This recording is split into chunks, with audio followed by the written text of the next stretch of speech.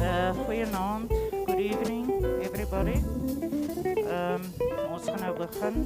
So almal is nou sitplekke en so. Ek is die program directeur, wat hulle ook al sê, program director vanaand. So julle is baie welkom. Hierso. Baie dankie dat julle allemaal gekom het. Thanks for everybody that's here. I'm going to give the mayor of LEPHALALE, Honorable Alpheus Dulari, going to do the opening and welcome. Mayor.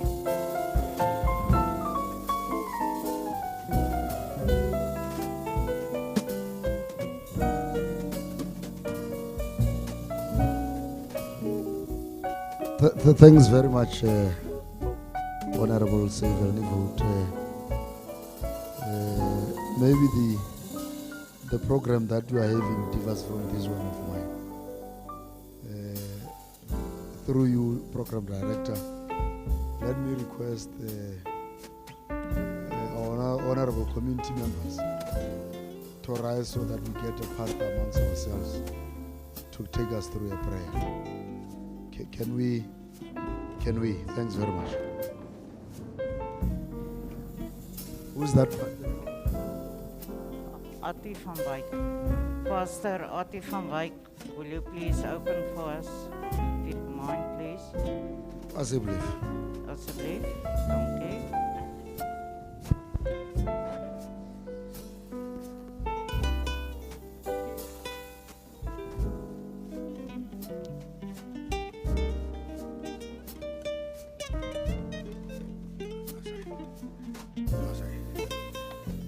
Good evening, goeienaand.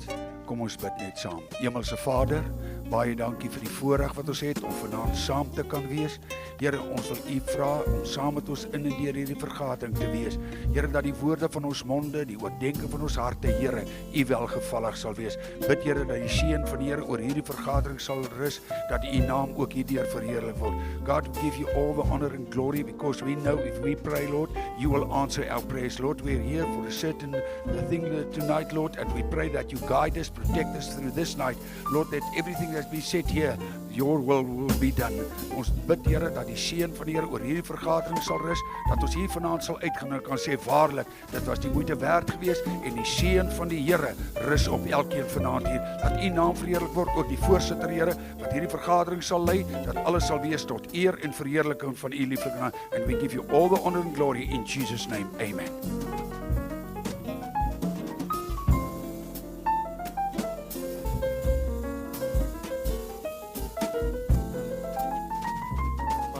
Pastor, thanks, Pastor. Okay,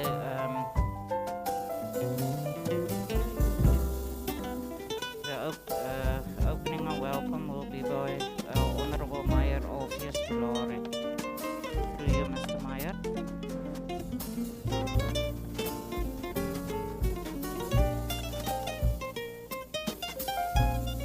Thanks very much, Honorable Councillors. You may remain seated.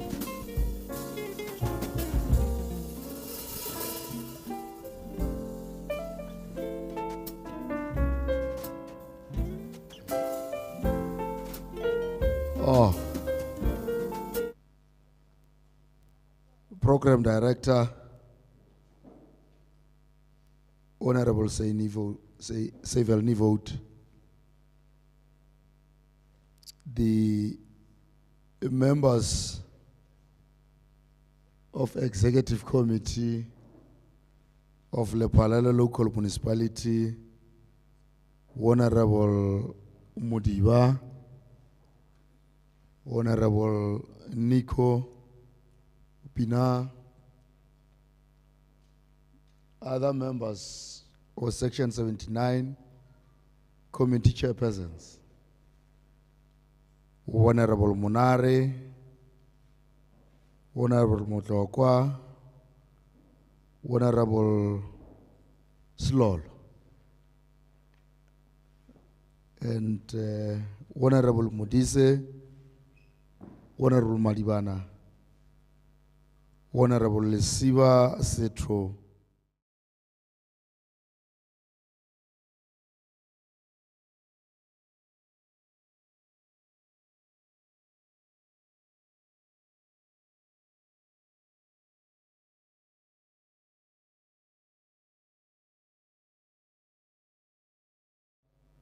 Of our institution, Me Lesego Matlwa, the members of community, protocol observed. I'm standing here before you, those who don't know me, like Honorable Selni voters indicated. My full names is Tlabiwa Alpheus Tulare, the Honorable Mayor of LEPHALALE Local Municipality. Receive my heartfelt greetings during this important month of our calendar. It is not just any month, it is Youth Month. And it is very important that we observe these kinds of activities in order to preserve, know our history, which will assist in making South Africa a better place to be. It is not just any month. It's a month in which we have seen the young people, June 16, in Soweto, rising about the injustice that was happening in their country and fought very hard to make sure that they correct the injustice that was happening. Program Director, we have gathered here today as a result of a council resolution which was tabled on the 31st June 2022, some few weeks ago.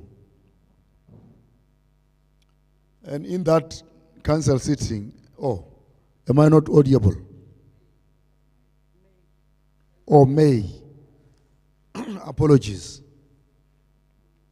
on 31st May 2022. And in that council sitting, the council was doing one of its statutory duties, which is to approve the council budget that is supposed to serve its residents. It is very much important that these residents are at all times consulted when decisions which affect them are taken by the municipality are being consulted. In fact, it is one of the government's Batupele principles, which clearly states that consultation and access to information are very key when one is doing the work of government that affects the lives of our people of South Africa. In our instance, it is the life of the people of LEPHALALE. That's why we are here to make these consultations.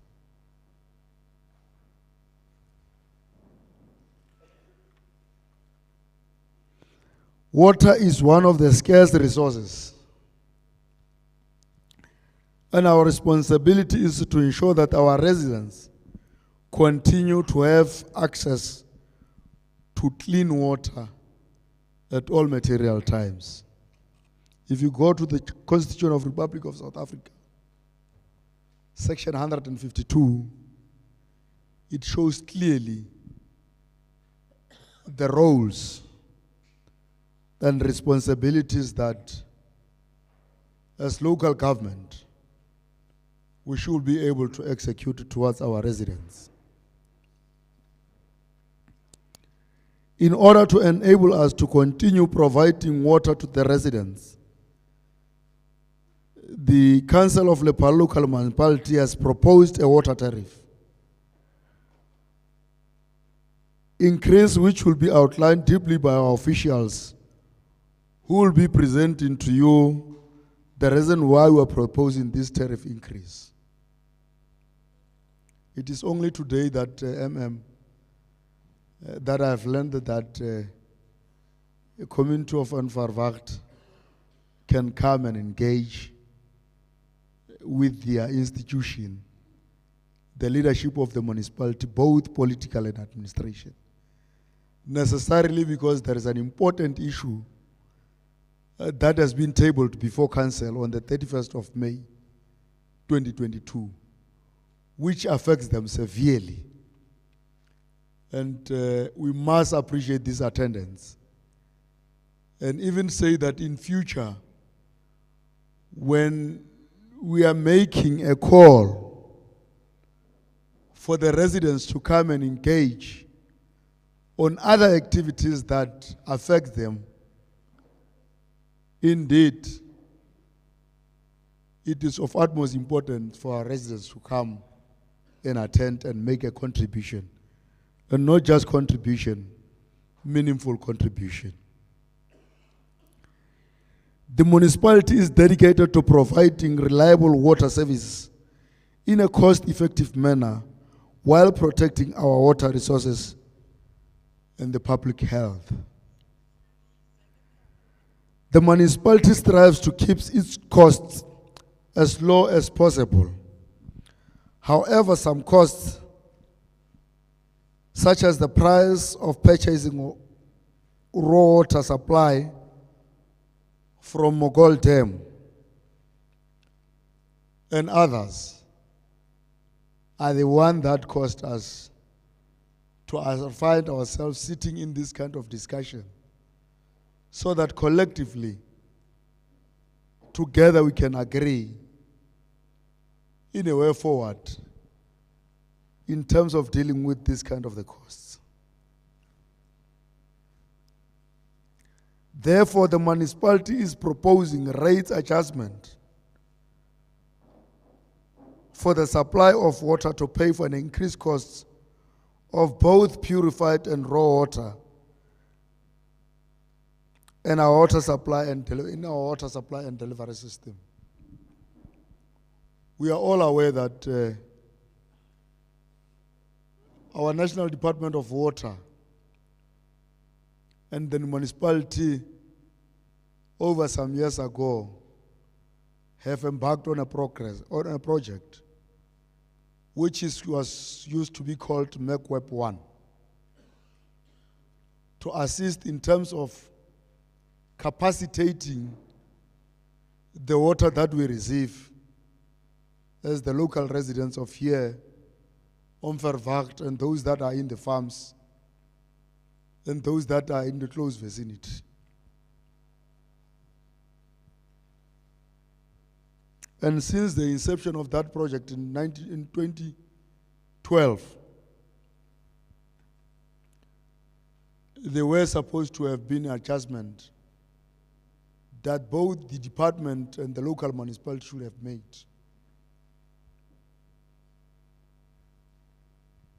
Hence, we are here today. And collectively, we must zoom into the space and be able to come to a meaningful discussion that intends to address the challenge.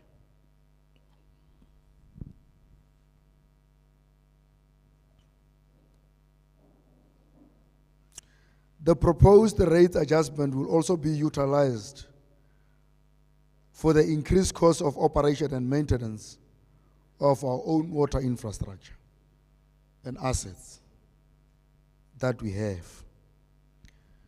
We are appealing for a maximum participation. Of course, by look of things, I could see and realize that we are going to have a very serious robust discussion in terms of how we should move forward. Your inputs regarding this proposal are very crucial. Indeed, we shall continue to be a government of the people by the people. Hence this consultation. Feel free to comment, ask questions, or give inputs. Your participation will assist this municipality to take not just decisions, but informed decisions. In these short notes, Honorable Seyvel vote. Baya Dangi for the chance that you have afforded me. Thanks very much.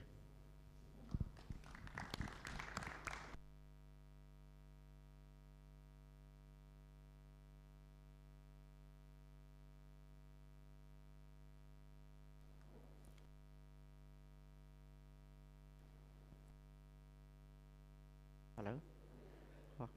Sorry, can you just be seated? We're just going through the program. Thanks. Can you just be seated first? Thank you.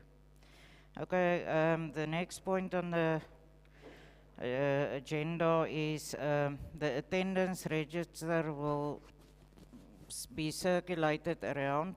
Die aantekenregister sal rondgestuur word, dat julle asseblief dit net almal invul, baie dankie.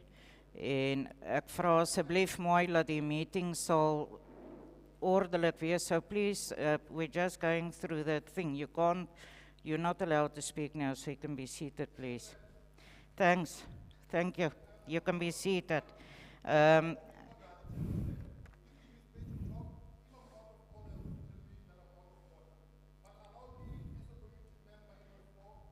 Sorry, can I ask you something?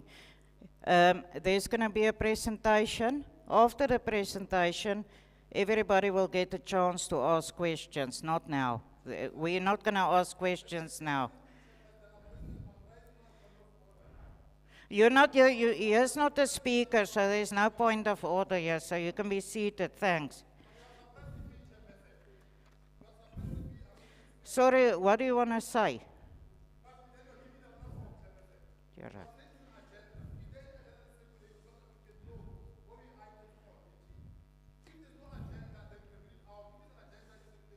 Sorry, I'll ask now. Sorry, okay. Is there...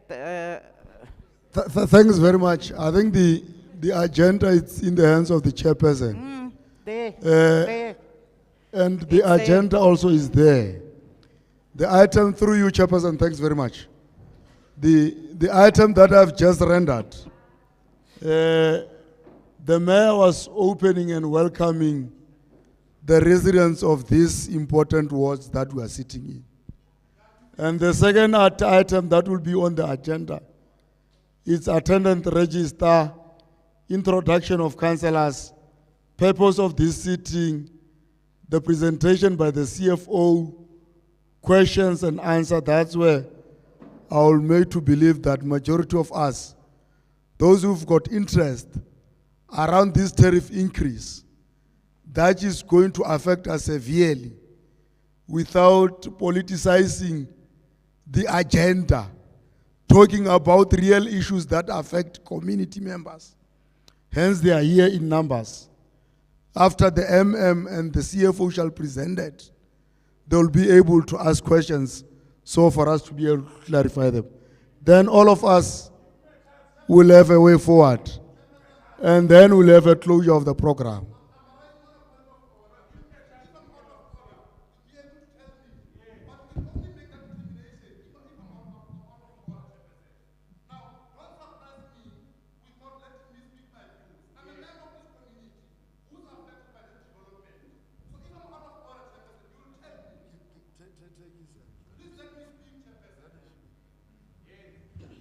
Okay.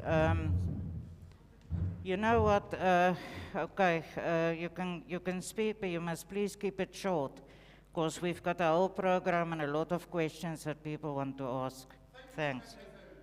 Thanks.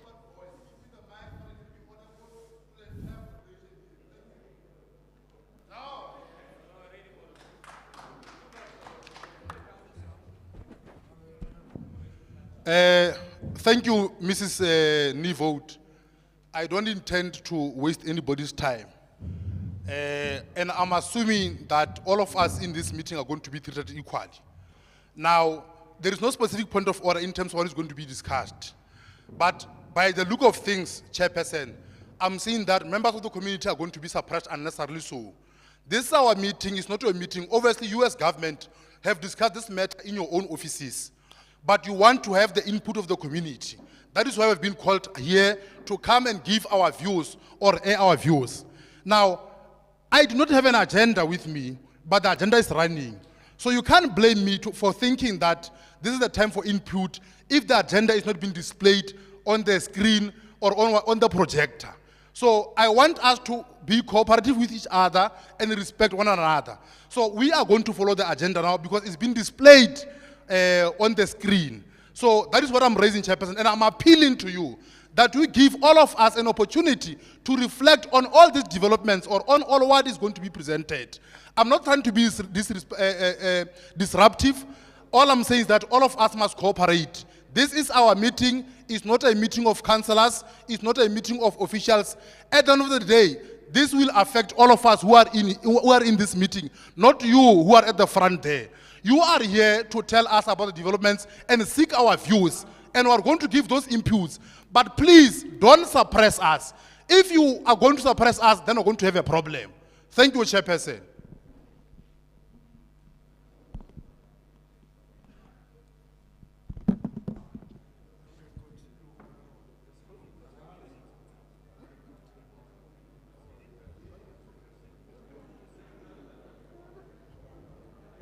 Thank you, it's noted. The purpose of the meeting, the mayor did speak to you. The Honorable Burgemeester het klaar min of meer verduidelik waaroor het gaan. So I'm going to give the MM now to just explain what the meeting is about. And the questions afterwards, I will give 5 people, and then she can answer, and then another 5.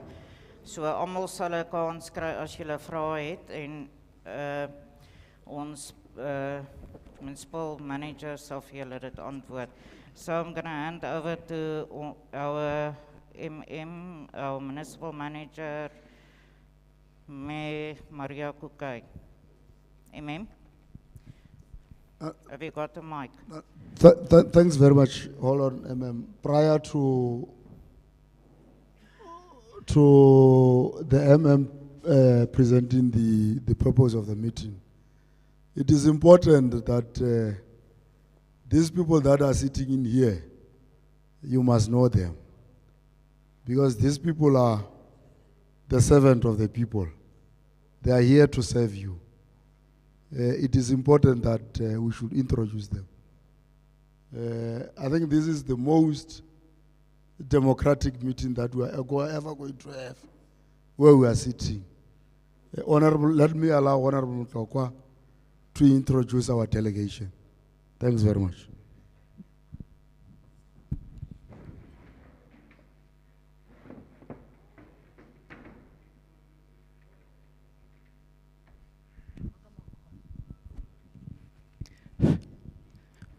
Thanks, Honorable Mayor and Program Directors for offering us an opportunity to introduce Honorable Councillors. Good evening, community members and officials, stakeholders involved in this particular professional sitting.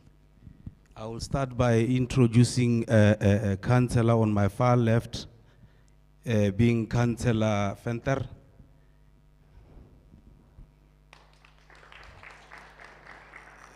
Followed by Councillor Pinar, followed by Councillor Setu, followed by Councillor Mudise,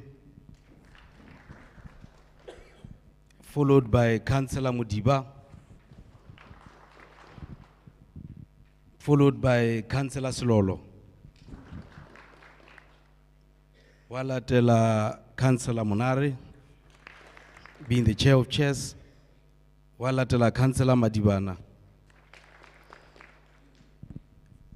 Wama felelo ki tlo bolelang ka ena ke is the mayor,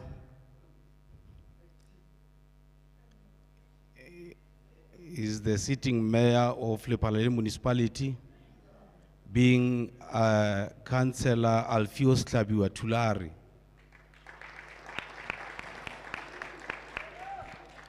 And officials presence, Kitlo Khopela, you should all stand on your feet, led by Mayor Maria Kokwait, and bow to the residents.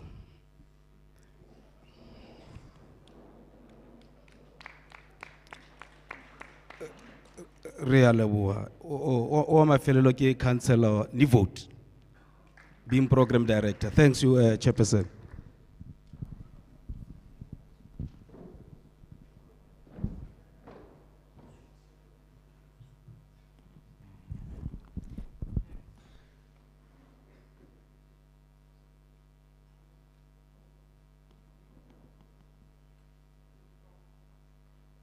Thank you, Councillor Matlokwa, for introductions. Okay, now over to the MM to gonna explain to you what the purpose of the meeting is.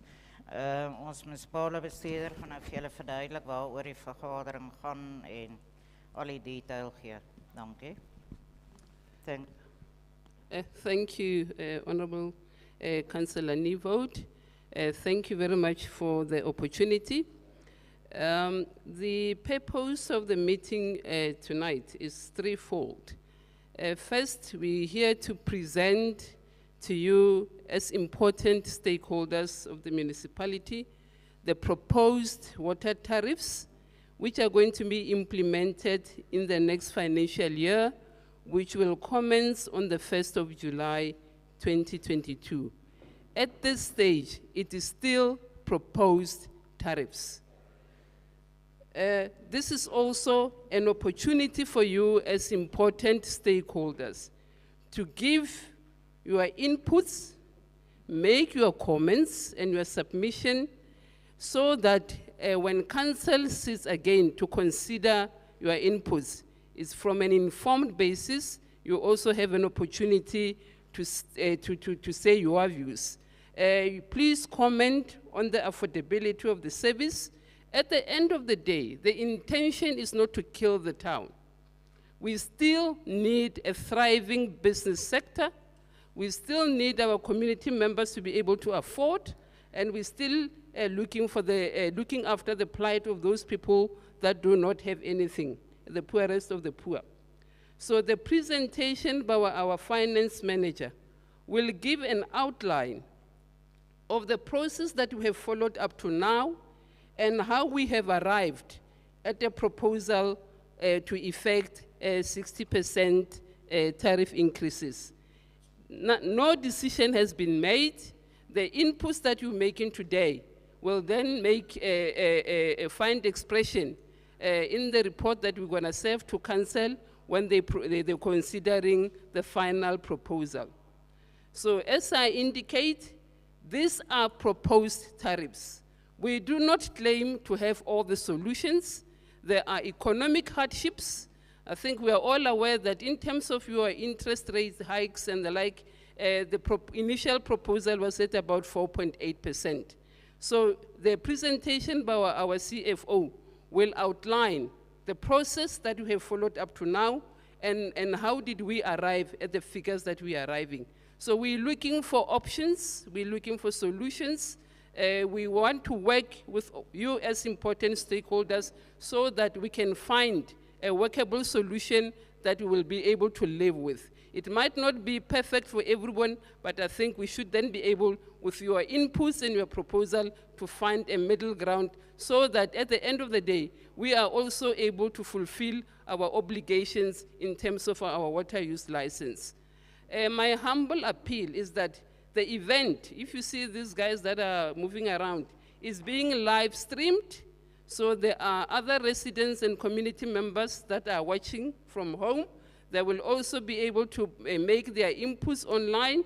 So my humble appeal is to please, if we can be orderly and restrict our movement so that those that are following are able to follow the storyline that we're telling today. Thank you very much for the opportunity, but there is no final issue that has been made contrary to what has been shared in the public media. Today is an opportunity where, as you important stakeholders, will then be accorded an opportunity to make your submissions, make your inputs, so that when council sits before the end of this month, it's informed decision, and we've taken into consideration your inputs. Thank you.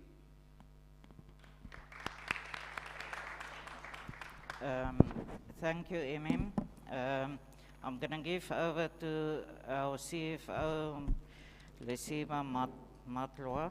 She's going to do the presentation. Thank you, CFO.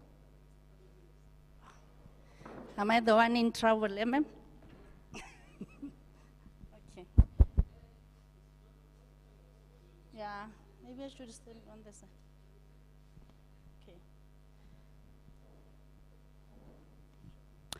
Okay, thank you very much, and greetings, and maybe let me start by saying thank you, Program Director.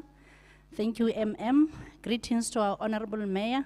Greetings to our Honorable Councillors, and greetings to my colleagues through the leadership of MM, and also my sincere greetings to the community of LEPHALALE.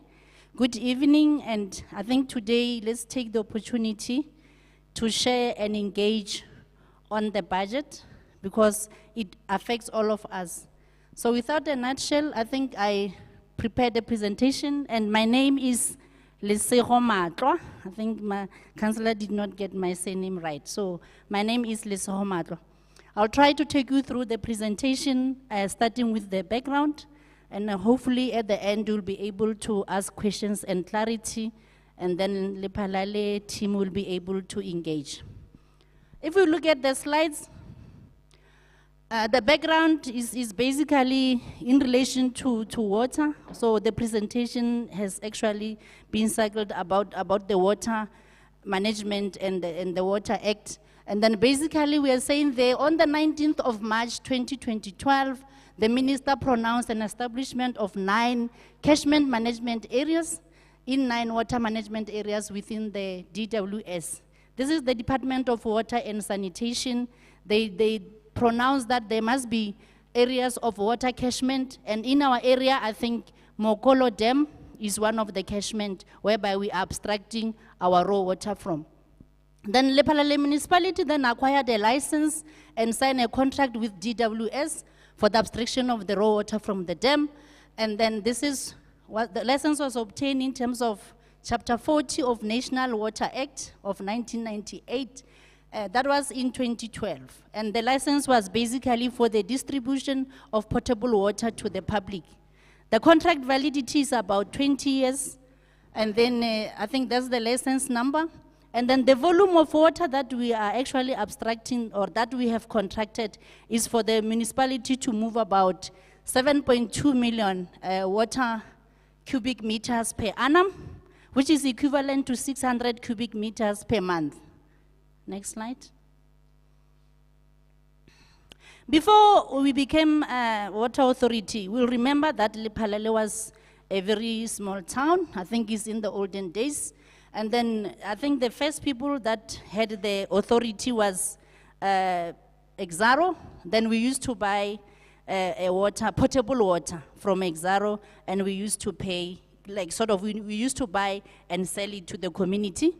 Then until when we have a license, then we had to pay directly to the department for the abstraction of the water, and this is part of what we are here today for. We are requesting a tariff increment of about 60% for the water use tariff in order to service the current account, which will be in line with the service level agreement. And then on the basic water charges, we are increasing only by 4.8%. I think maybe just to be clear there, we had our tariff increase of about 4.8 across the board. It was for rates and taxes, for electricity is 9.6 because it's determined by NERSA, and then for other services, waste and other sanitation is about 4.8%. But in terms of the water, we have got the basic charge of water. That we did not increase is 4.8%. What we are increasing is the consumption portion of the water. I think this is what we need to make clear. Because if we're saying is 60%, it might sound like we're saying across all the tariffs. So it's only on the basic, on the water usage or water consumption part. And then the basic charge is only increased at 4.8%. So we actually looked at that impact, and then in terms of the revenue that we have projected, we are increasing by about 5%. And then I think we'll go to the slide as we go, then I'll come back to explain the 5% on that. So we're also appealing, or maybe we would like to share with the community to say, the current water tariff are not cost reflective. And should we go not attending that, we won't be able to, we'll have unfunded budgets, or we have the budget deficits, and we won't be able to supply the service to the community of Lephalale. And then the other thing, if we do not pay DWS for the abstraction of water, then we are not complying as the water authority. Okay, and then we're saying we should service the account. What we are requesting is to be able to service the current account and not the debts. And then also, in order to avoid them to take away the license, in order to avoid them to take us through the litigation process. Hence, we are requesting that. And then we wanted to have the DWS in the, DWS in our midst. They are saying they're coming here on the 7th of July. They are busy with public participation. I think currently they are in Mpumalanga and on the Polokwane side. So they will come and share more detailed information about their pricing strategy, about their role, and then how they're working with us. So at the moment, we are requesting for an increase so that we must be able to comply as the water authority. Next slide.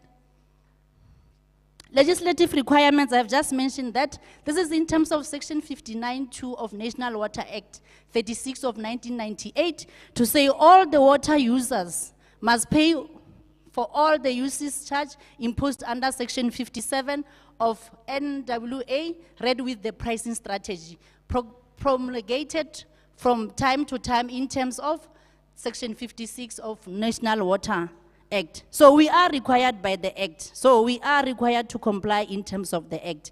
And then also, the department has got the pricing strategy.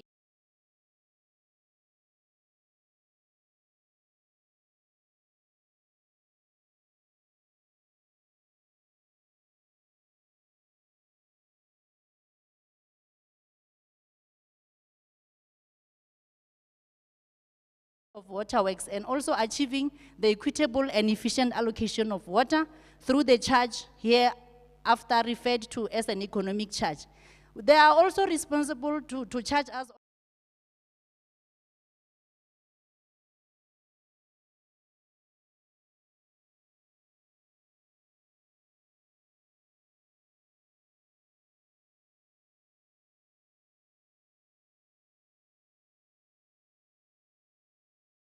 actual cost impact so that we can see directly what we are increasing the money to be able to pay for. If you look at their invoice, when they're charging us, they look at the water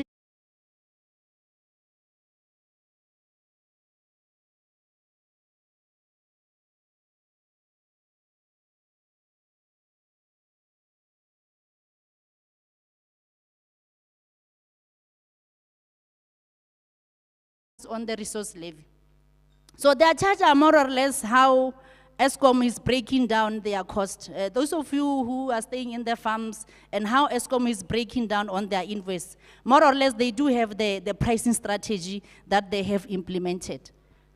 Next slide. Okay, getting close to the numbers, I went a little bit back to the budget to say when we were presenting the budget, Actually, the first column, when we came here for the public participation, and then we have presented the budget, I think the first column we were looking at, we have budgeted for about 872 million for the total revenue. And what is important there is for us to understand that municipality, as part of national and provincial government, they are also grant funded. I think about nearly 40% of our budget is coming from the grants. And then if you look at the 872 million, operational grants, which is the grant that we get from government, is 207 million or 208 million. Then we also get the capital grants whereby we sometimes build the roads at the villages and supply water at the villages, is about 147 million. So 355 million of the 872 is the money that we get us on our own, on the collection of basic services and rates and taxes. We only can have about 516 million.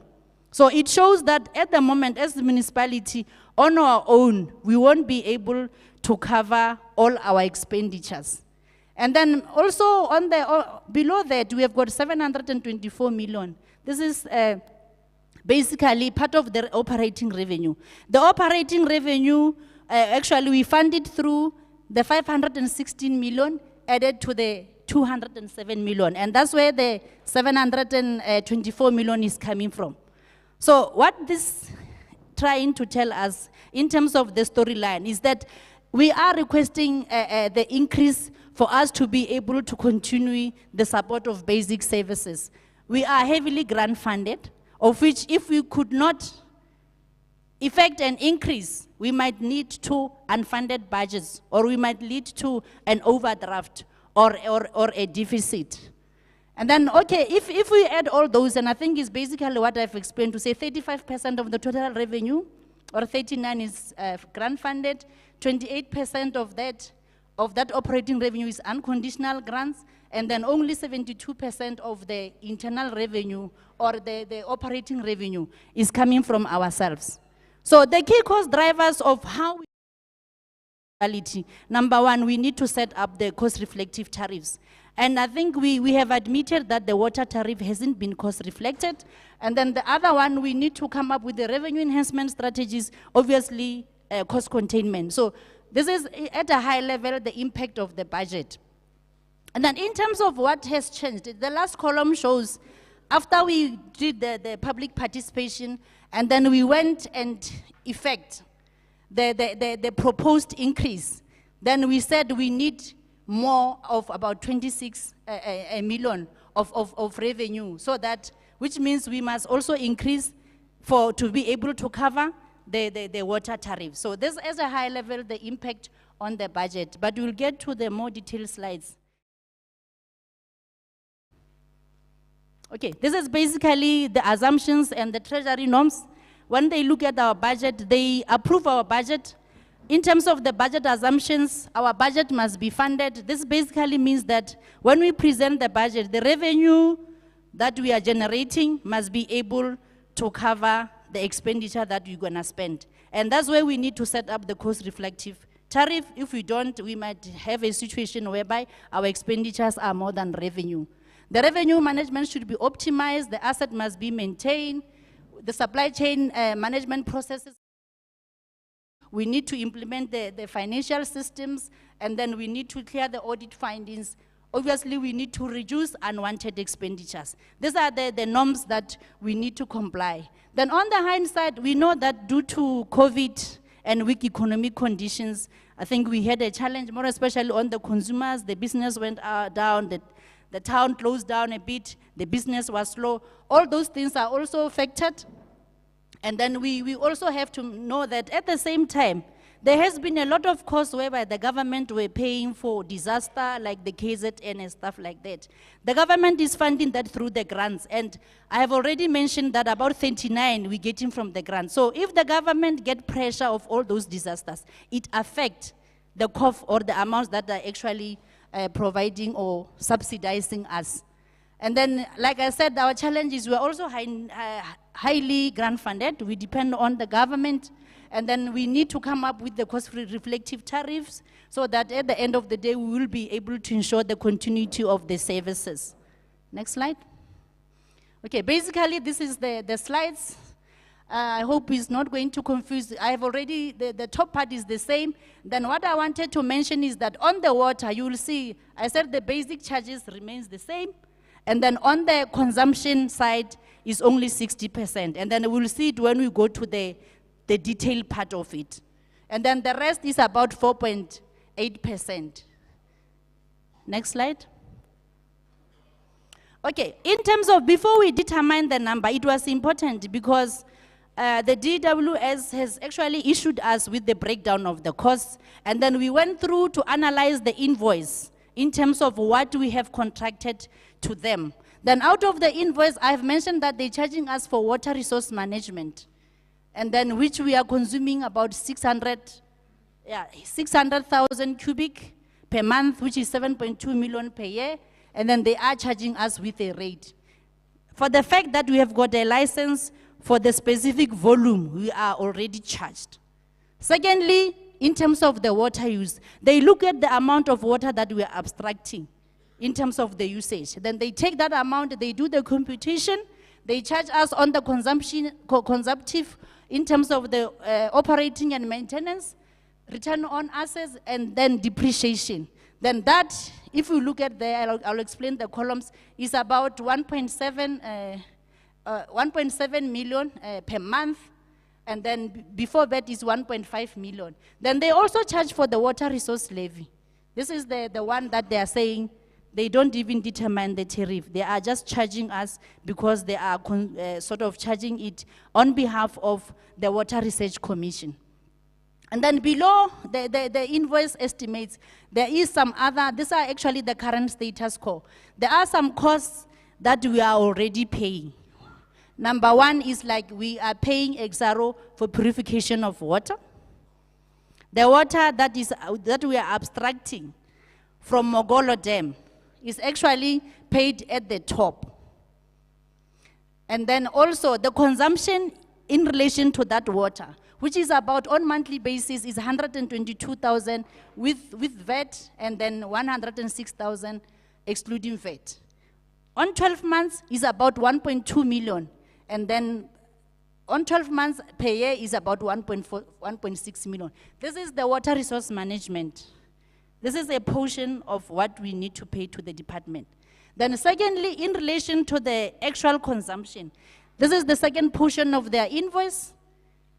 Consumption in relation to operation and maintenance, consumption in relation to return on an asset, consumption in relation to depreciation. They are saying for that, on monthly basis, they are charging us about 1.5 million, excluding VAT, 1.7 million including.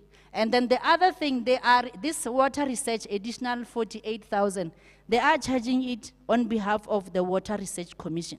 So all that, you can see it amounts to about 22 million if we add the top part and the bottom part. And that's why the increase on the budget that we are requesting. We are increasing, most importantly, to make sure that we are accommodating what the department is going to charge us in relation to us being a licensed authority or us having a license. And then we are required to comply that in terms of the National Water Act.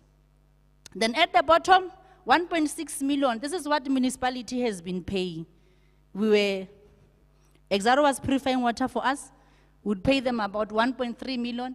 And then at Matimba for Marapong, we will also, we buy importable water there, then it will be around 300,000, and then all is about 1.6 million. So the total amount is around about like 3.5 million. This is just the breakdown. And for the budget, and in relation to the 60% on the consumption part of it, we were trying to see how we can accommodate this 20-odd million. If you look at the bigger number on the budget, it's about 26 million. So we were trying, after doing the sensitivity analysis, saying, for now, let's just accommodate the invoice from the DWS so that we can comply. Next slide. Okay. Previous slide. Okay, yeah, next slide. I think you are right. Okay, this one we can just look at the bottom. We also said in terms of if we look at the amount that you are paying on the raw water and the amount that we've been paying on the supply and the purification is about 42 million. Is about 42 million, and then the biggest game changer in this is that 22 million. This is the new invoice from water department. We have been working and paying for around about this 20 million. Hence the big increase. We also have the associated cost, which at the moment municipality has absorbed those costs. Is basically on the salaries, because I said we cannot, out of the 500 million that we are from the revenue, sustain ourselves. So about 20% of that has been allocated from internal sort of like expenditure to fund for the salaries. And then we also have the related expenditure for repairs and maintenance, the inventory in terms of the material that we draw from the stores for the maintenance of our network. And then we also have that amount of about 17 million. Then the total water expenditure at the moment, when we take the raw water, the purification, the running cost, is turned amount to about 60 million. But we are actually, at the moment, we have also only factored in terms of the request about 26 million. Next slide. We have done the sensitivity analysis. We've tried to look at it, and we nearly fell off the chair if we look at why do we have to increase all the way to 60%. So we tried to run the numbers. I was explaining, if you look at, this is the total revenue for water. We have done an analysis exercise. And then the first portion that says the basic charge.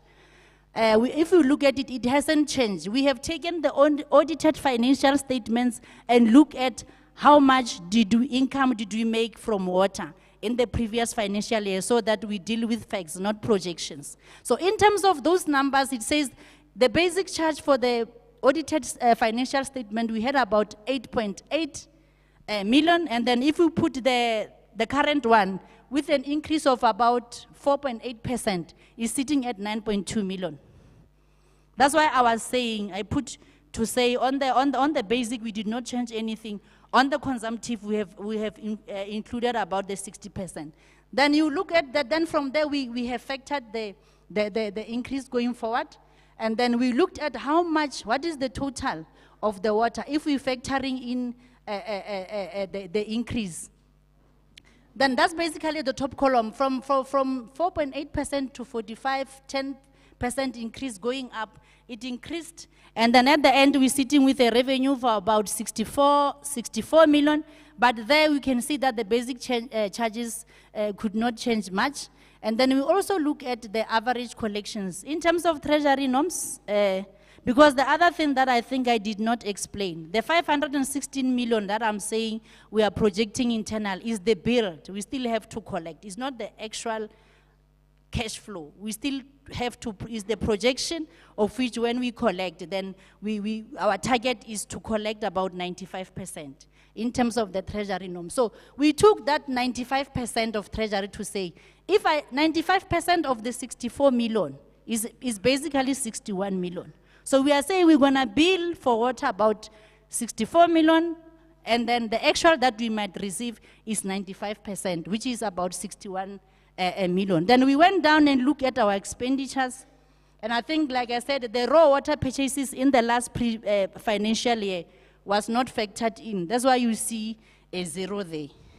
And then with the increase of proposing going forward, you can see that, in fact, factoring of the raw water is the thing that is actually having an impact on our numbers. So you will see the increase, and then we looked at it and say, in order to make sure that we don't have the budget deficit, we don't have the overdraft, we be able to continue to supply the services, what is the most probable tariff that we can put on the table for our community?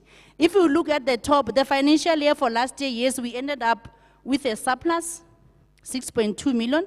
Immediately when we factor in the water, then we're gonna end with a deficit of about 14 million, 12 million, 9 million, 5.6 million, 2.1 million, 1.2 million, and 4.7 million. And the bottom line for surplus is when we increase by 100%, not 95%. When we think that we're going to achieve 95%, then is the second top. It looks at us and say you can only be able to cover your expenditure at the 60%. That's where the 60% on the consumption charge is coming from. And this is the 60% that we are actually presenting. We have run the numbers. We were wishing that we could get it as early as possible. But after we run the numbers, it tells us that only if you can achieve about 61 million of the 64, you will be able to have a surplus there, which means you will be able to cover the costs. This will assist us to comply to treasury norms, to have the funded budget, to give continuity supply to the community. At least we can be surviving. And then we'll get to the other slide to share more in terms of how our tariffs can be compared with other municipalities. But this is the slides that maybe we can share with the community to understand why we get at the 60% on the consumption part of water. So it was after we see that all the way we will be making deficits until we get to that 1.5 when we collect the 95% of our revenue build. So I think you can go to the next slide. And the target for treasury, like I said, is 95%. We're actually doing that to make sure that we avoid the deficit, we avoid the overdraft, we avoid unsustainable provision of services. Next slide. Okay, this is basically the tariff change on the same proportion that I did with the numbers just to run it. Can we go for the 4.8, the 10, and all that? And I think the output is the numbers, so I won't dwell in that one much. We can go to the next one. Okay, we took our municipality. As LEPHALALE municipality, we tried to compare with our other colleagues in other organs of states. And then we looked at, you can see from Mahalakwena, I'll just explain the bottom part, the most consumption that they have. You can see from Mahalakwena, they start charging from 20 rands to, I think the high consumption to about 43 rand 38. Then for Belabela, they start at 17 rand to 27.60. And then Tabazimpi, they start at 0. But then immediately they go to 10, they charge about 23 rand, all the way down to 36.77. Look at LEPHALALE. In the previous financial, okay, in the current financial year, this is what we are charging. We're starting from 6 rand 42 to about 13 rand 62. That is without us factoring the water. And then in the budget for 4.8%, in the initial one that we presented, we were starting from 6 rand 73 down to 14 rand 27. Now, when we factor the 60% on the consumption part, the whole tariff is going to start from 10 rand to 21 rand 80. Then if we compare ourselves from last year, because we took the financial tariffs, the tariffs from the financial statements for the municipality for the previous financial year, we were relatively very, very low. So this means that we were not charging the cost reflective tariffs. We were low in terms of other organs of state. And then even now, with the 60%, we're going to be sitting from 21 rand at the bottom, and most of them are sitting at 36 rand, 27 rand, 43 rand, 37 rand, and 31 rand. So this is basically to say the proposal is at least to start there. Number one, to be able to deal with the issue of the deficit. Secondly, to try to move a step up so that we can start charging the cost reflective tariffs, because we did not factor the water, the raw water, in our tariffs. So this slide is the other slide. When we were after doing the sensitivity analysis, we looked at what other municipalities are charging and how we can relate. We even went to the furthest of asking the contents of their invoices, more especially in terms of how the department is charging. They are using the same pricing strategy in terms of what they are charging us. Next slide. Okay, then the other one is, I think this is the issue about the debts.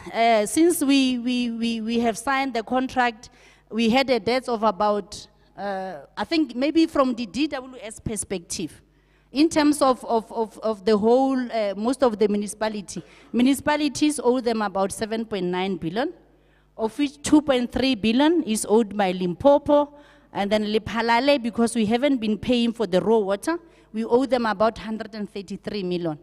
And in terms of that, we also want to make it clear that in terms of the increases that we are requesting, you are not going to be charged to pay the debts.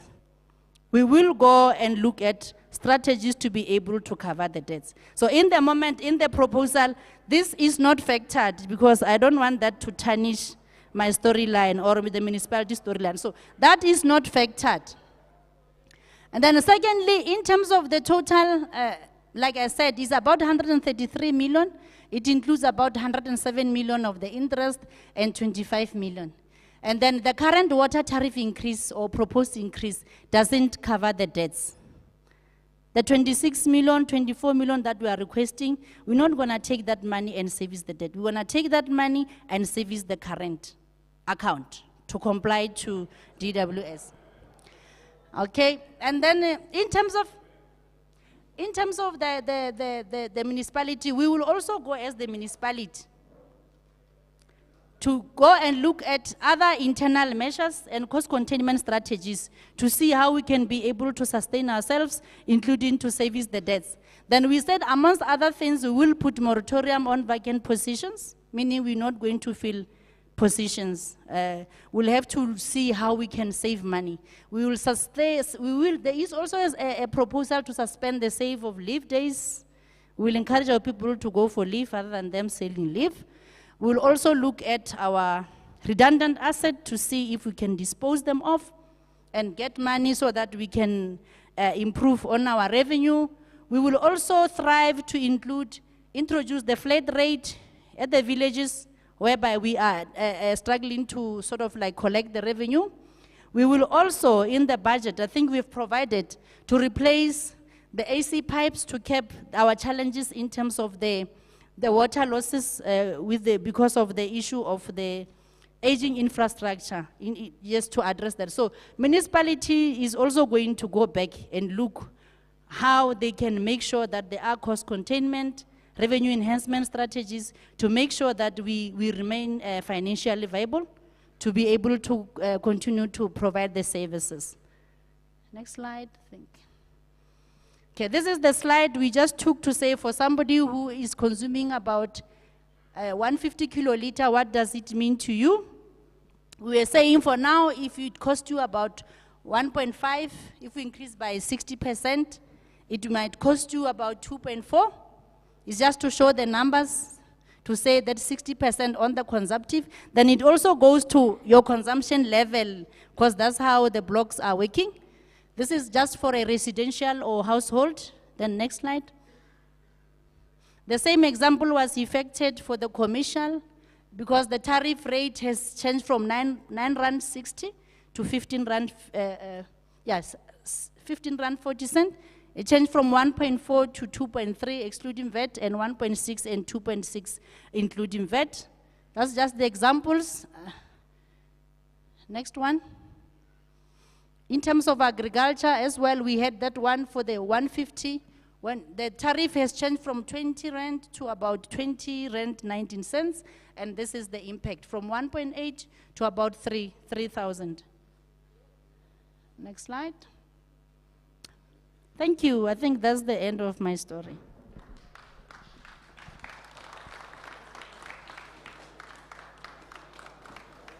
Thank you. Thank you, CFO. Okay, ek wil net verduidelik hoe ons nou gemaak het. I'm just going to explain to you. We're going to take 5 questions, but first from this side, and then will reply to them. So I'm going to start this side first, and after that, we will take that side. But please, the questions must be only relevant to this presentation. I ask, not about other. Okay, so The ones who wants to ask questions can raise their hands, and then we will start here. And we will go to the back side. Okay, where's the mic?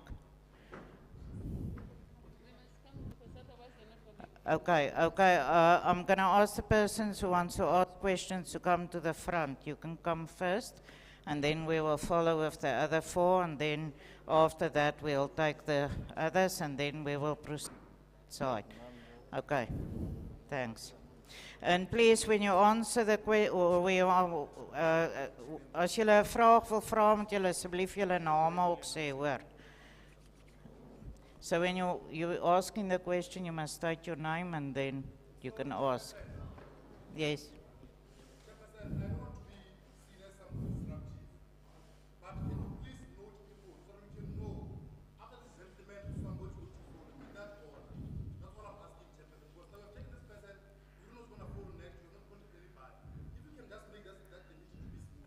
Sorry, must what? I'm saying you must note people. If this person is the first one, the second person, the third one. Yeah, I'm gonna do that. Okay. Noted. You can just state your name and then ask your question. Thank you very much. My name is Kagiso Shigo. I'm with Waterberg Women Advocacy Organization. I will have questions and comments respectively. No comments? Okay, thank you.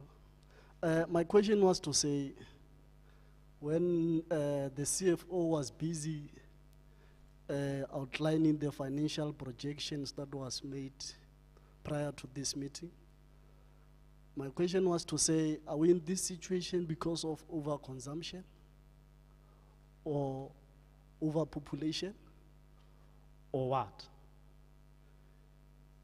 If that is the case, can we not consider the other innovative ways of reducing that overconsumption? Like, for instance, on your industrial list, I believe there are a lot of consumptions of water made that side.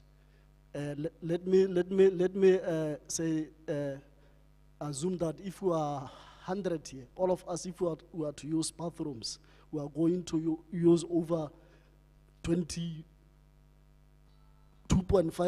kiloliters of water, clean water, one bathroom. So that is overconsumption in that area. So are we not focusing on how can we come up with the most innovative ways so that we can preserve this water that happens to be a scarce commodity? Thank you. Thank you.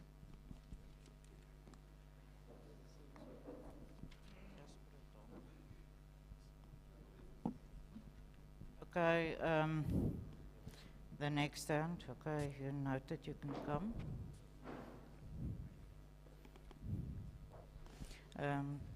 Just for the record, your name, surname, and you're a resident of Onverwacht or Town or Marapong, so thanks. Thank you very much, Chair. We really appreciate the presentation. Okay, thank you very much, Chair. We really appreciate the presentation. My name is Koda Kupuza. I'm staying here Offenburg. I'm seeing the presentation is coming with the increase of the services that we need to pay more.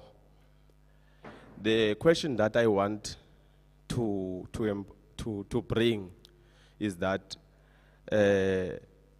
are you guys prioritizing in terms of water? Are you guys prioritizing the pipe blast, like when maybe something is being bumped by whatever, or are you guys prioritizing the small leakage that are happening here in LEPHALALE?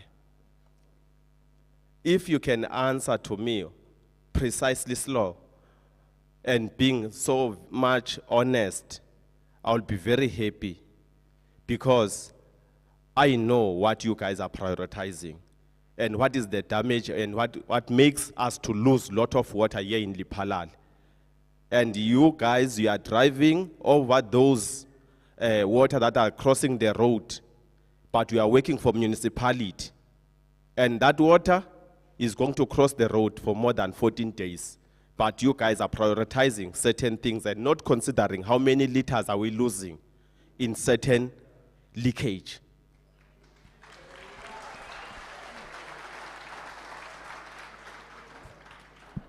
Thank you.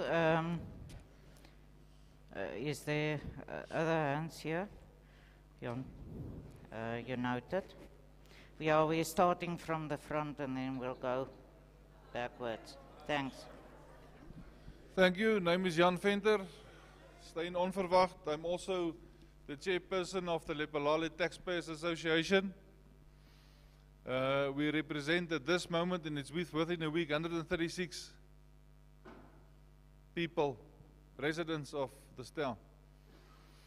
I've got quite a few questions, so I'm going to be busy. First of all, if the average tariff raise, according to your presentation on the screen, and I want to take you to page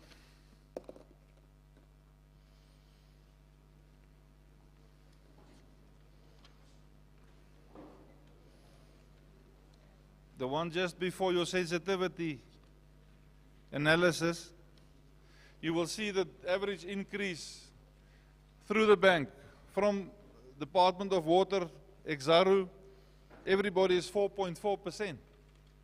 And we have to face an increase of 60%. I cannot understand how you get to that. If their average increase is 4.4%, then at least ours should be within that parameter with a little bit of an increase to ensure the maintenance with regard to the service as well. That's the one question. I will stay with that and I will come back to the other questions.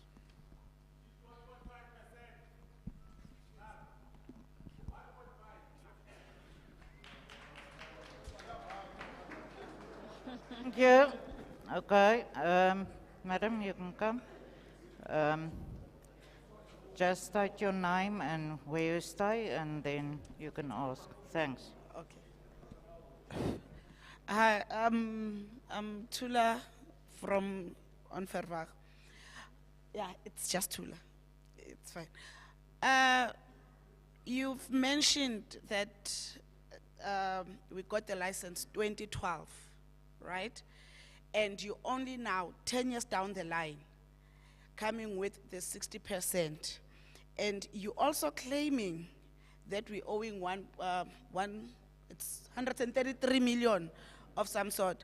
So my question is to you, what changed from 2012 up until now if you tell us that you guys are no longer paying the DWS? And two, I just want to find out, because you did not mention it, if DWS has increased the tariffs.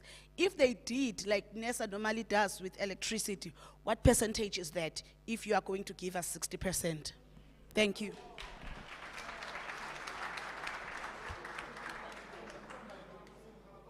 Thank you. Thank you, sir. You can come. Just state your name and say where you stay. Thank you. Thank you. But just stand here, please, so they can see you. Oh, I must be, okay. Thank you, Chairperson. Good evening, fellow residents. My name is Sidney Matari. I reside in Ward 4. I pay my rates on a monthly basis without any failure. The first thing that I want to raise to our councillors is that I rise here today to reject the 60% increment on our water tariff. That is the first thing.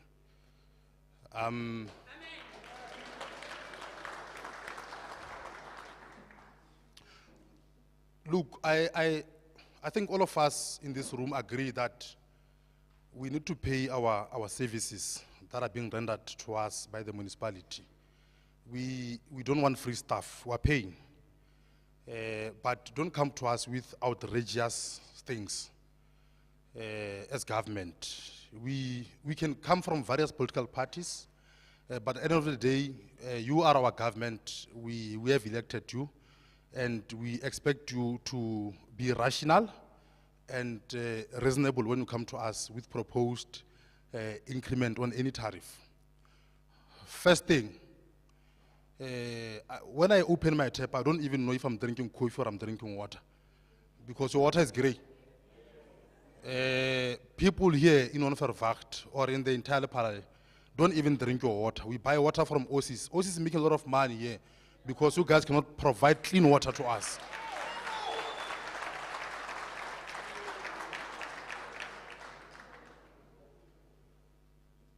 Chair, the second thing that I want to raise with you is that, in fact, where I'm sitting now, I'm convinced that this increment is for the residents of Onverwacht and people who are staying in town. I'm not convinced. Chair, maybe you must take us through more slides which indicate how much revenue you have generated from Marabou. How much revenue.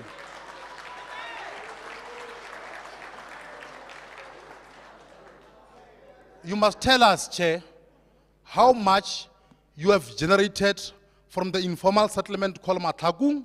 You must tell us how much you have generated from Alto State. You must tell us how much you have generated from Mamjala Park. When I pay for water, I pay water that I consume. I'm not here to subsidize Matlagung and Alto State.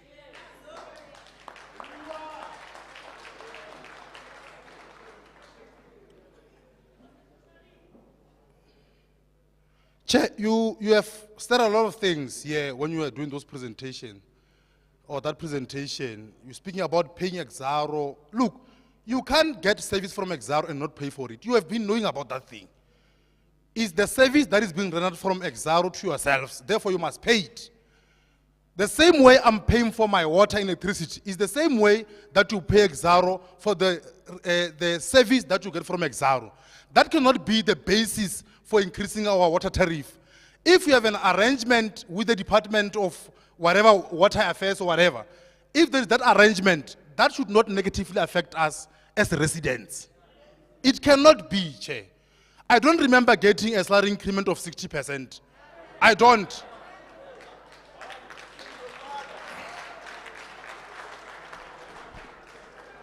I mean, really, I know the price of petrol is going up, but it's not even going up at a rate of 60%, Chairperson.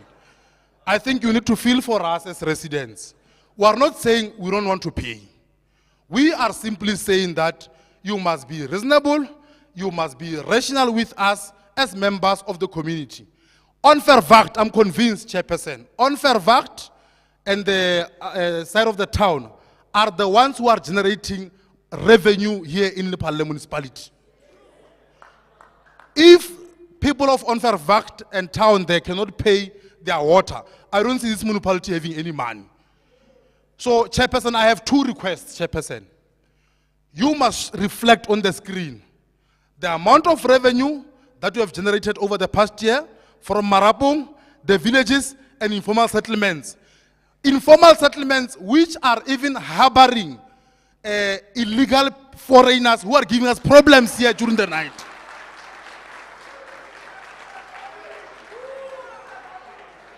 No, this is our meeting, ma'am. I'm really, Chair, really. I don't want to take forever, but I think that it's important for me to make these fundamental submissions. Because this is a community meeting. You guys have discussed this matter with your officials in the municipality. You have come with a consensus that you want to present to us as a community. And you cannot shove it on our throats. We have to reflect and give our views as members of the community.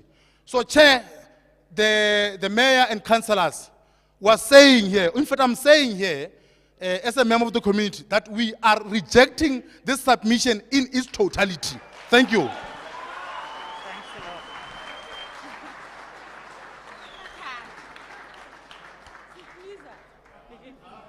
Thank you. I think this was 5 questions, ne? Or not? Okay, Claris. Okay, I'm going to take one more question and then... I'm going to take one more question and then I'll give the chance. Hello? Sorry, wait.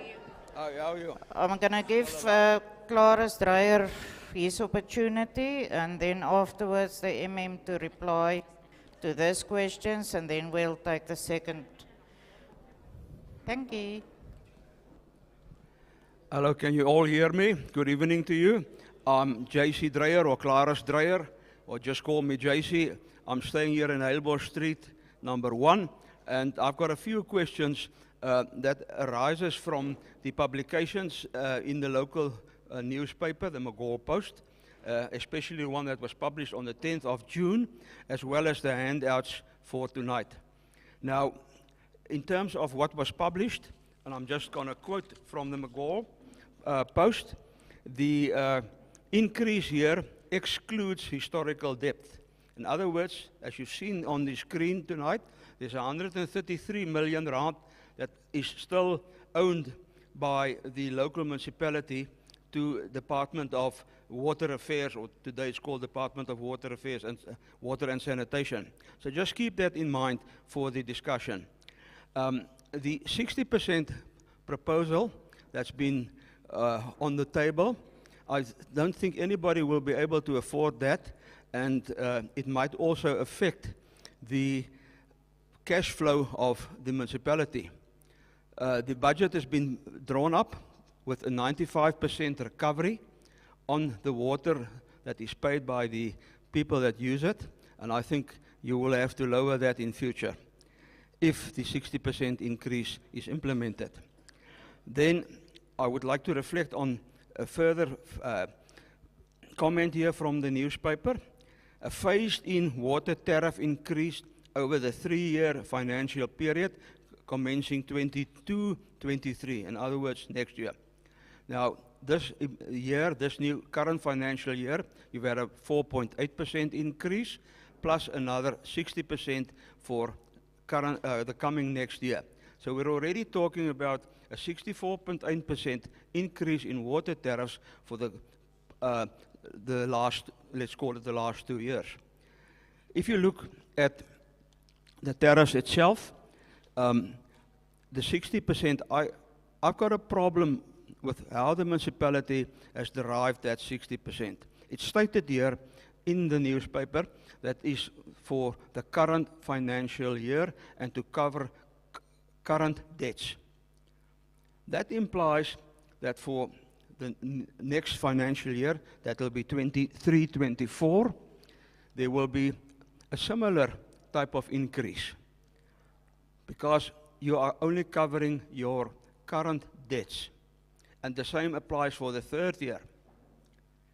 So my question is there, if we look at the 60% increase on the handouts, it looks like that 60% increase in the tariffs is only for the 22-23 year tariff. What assurances do we have as ratepayers that we're not going to have a 4.4% without an additional amount of money? The same applies for the 24 and 25 years, because if you claim that the 60% for the 22-23 financial year is just to serve your current debt, obviously you'll have to have more than a 4.4% increase or a 4.5% increase for the 24-25 years, financial year. That's the one question. I can't see how you get 60% just now, once cut, and then the next years is only 4.4%. That 4.4% is basically just the increase in the basic tariffs of the basic services. The Department of Water Affairs must still be paid. And just bear in mind what I said at the beginning, then there is still the historic debt that must be serviced.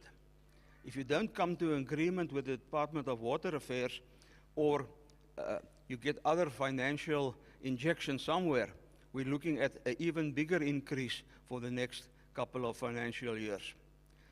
So that is basically my questions. I've got a serious problem with the way the 60% has been calculated. I don't understand the basis for that, and I see even bigger financial problems in the coming 23-24 and 24-25 financial years. Thank you very much.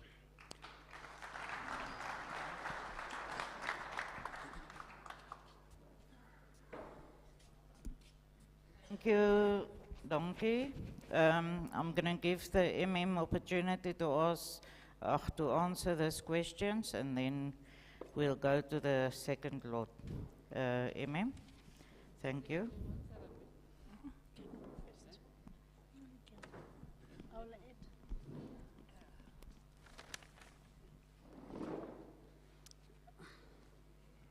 No, thank you, Program Director, and thank you, honorable members of the community, for your questions. I think this is what we're here for. We will try our best to answer your questions. I will start with the last one that has been asked by JC Dreher, Mr. Dreher, Hill Boss. Perhaps there is somewhere where we may have not been reading or presented this properly. The financial year of the municipality will commence on the next financial year. When we're talking about current, perhaps we just need to clarify that. Now is the end of the financial year. The 30th of June will be the end of the financial year of the municipality for the 2021-2022 financial period. It ends on the 30th.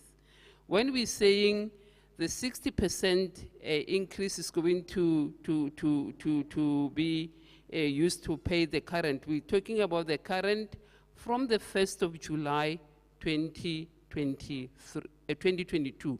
Then we're looking into the next financial year, 22-23. It will commence on the 1st of July this year up to the 30th of June next year. This is our 2022-2023. This is where the 60%, the proposed 60% increase will then be effected. At the moment, in the current budget will expire on the 30th of June. We have not effected the payment to the Department of Water and Sanitation. And with the historical debt, maybe I will try to explain it again. Before we can start paying, there is a verification process that is underway. Remember, they have been billing the municipality from 2015. So up to now, we have met with the Department of Water and Sanitation, and there is a team that is being put together comprising of the municipal officials and the Department of Water and Sanitation officials, where they're looking at the first invoice up until the latest one that we have received. So at this stage, we have not made a commitment. At this stage, I have not signed anything to say to the department, this is what we're going to start.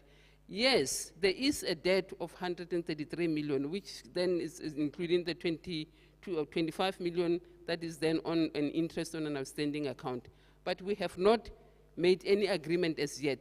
What is currently underway is a verification process. We are required, in terms of our financial management regulations, to verify the billing that we have received from the department starting in 2015.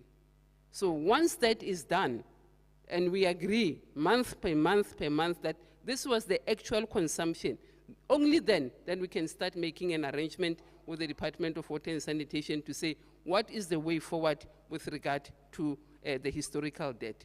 What we're proposing now is we're going to start paying bulk raw water. In the presentation of the CFO, indicating that it's going to cost the municipality close to 2 million rand a month to pay for bulk raw water extraction. The current billing, we were only covering the charges where we then have an arrangement with Exaro to purify our water. So this is a new thing for the municipality. We have not been paying for the bulk raw water, and we're saying in terms of the condition of our license, we need to start making an arrangement to pay. This is our stock. This is what we're selling. The current tariff was only for purification.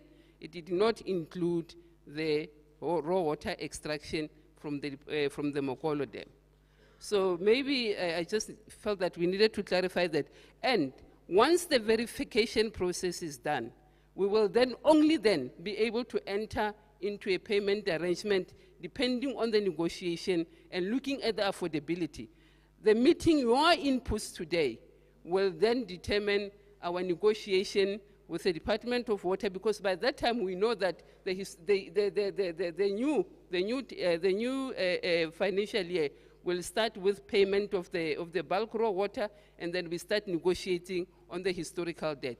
In the presentation of the CFO, he said we're looking at a number of options that are available for the municipality, including cutting through our own operating expenses, so that on the revenue of the municipality, we are then able to cover the historical debt. But the proposed 60% does not include payment of the historical debt. That would be irresponsible if we're doing that. For the fact that we're being transparent, we have not been paying for raw water. That is why you have not been billed for raw water. It's only now that we're saying we are transparent. It's going to start in the new financial year, and that will then be able to start effecting that. And we're saying, this is an opportunity for you to make an input. We're not here to wage war. We're not here to say we have all the answers, but your proposal will also help us in terms of finding an amicable solution. We want a thriving business. We still want this town to progress, because if you cannot afford to pay for services, then the municipality ceases to exist. So we need somehow to find a middle ground, honorable members. It's not a punishment, and we're appealing that please help us to find a solution, because we still need to comply with the regulations. Yeah, if you're saying in your inputs the 60% is not acceptable, then you need to say what are the proposals given the information that we have shared with you. Maybe that is the one. And then and the last one, we are aware that we're not going to factor in the 4.8 and another 60%, because that will then be double dipping. We have taken into cognizance the 4.8%, and we've taken it out. That is why we have, when we did a sensitivity analysis, we're only looking at the 60%, which will then be applicable if it's accepted, starting in the next financial year. But for now, it's not included, and we are aware that we will not be able to justify double dipping. So we have taken into cognizance the 4.8. So the 60% is only applicable starting in the new financial year, which is the 1st of July 2022. So I will give a chance to the CFO to answer some of the questions. Thank you. Okay, thanks, ma'am.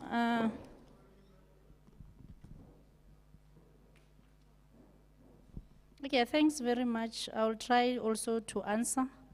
And then I think what is key is for us to look at maybe on the sensitivity slide, is to look at the purchase of raw water. And then maybe I will explain why. The reason why we are requesting an increase is that we want to factor that 22 million there. That's the main reason. And then the 22 million, in terms of the tariff increase, affect the consumption part of the tariff. The basic charge will remain the same. We're not going to change. But the only key driver which says we need to increase on the consumption portion of that is the fact that there is 22 million that has now been added, is the new child in the block. Then the question to say in terms of the DWS, what is their increase? I think their increase is in line with the inflation. And then they are coming here on the 7th of July in terms of piloting. Their budget starts, the financial years end in the 30 March 2020, this current financial year, so it ends earlier than ours, but the increase is based on the inflation. Our increase might not be compatible to theirs, because in our case, we are factoring the 22 million. And even when you look at the tariffs, I think Mr. Dreyer was asking, the first financial year, which is our next financial year, it shows an increase of 60% on the consumption because it's factoring in the 20 million. And then the other years, if we will be able to achieve that, will be determined by what was saying to say, after we went through the exercise, what will be the impact? But the impact that was, the whole thing is around the 22 million. Then in terms of other innovative ways of dealing with this, we for now, because we were looking at how can we afford and how can we increase and how can we make sure that this is factored in the budget? Because I think in terms of legislative requirements, we had to get the budget presented to council in May. We said at least let's cover for the invoice. At least let's cover for the cost of the raw water. And the increase that we are requesting is mostly to cover the raw water, other than mainly coming up with the tariffs that are cost reflective, because that will obviously be a highest, will be a highest increase. And then the other thing, okay, the issue. Okay, let me just wrap it up. I think there was one question. Okay, in terms of, I think there was one question about the debts. I think MMS already mentioned that the debts is not be factored in the 26 million. And then the other thing, I think there was a question about what has changed from 2012 or 2015 when we signed the contract and now. What is changing is that now we need to factor in the cost for the raw water. Thank you.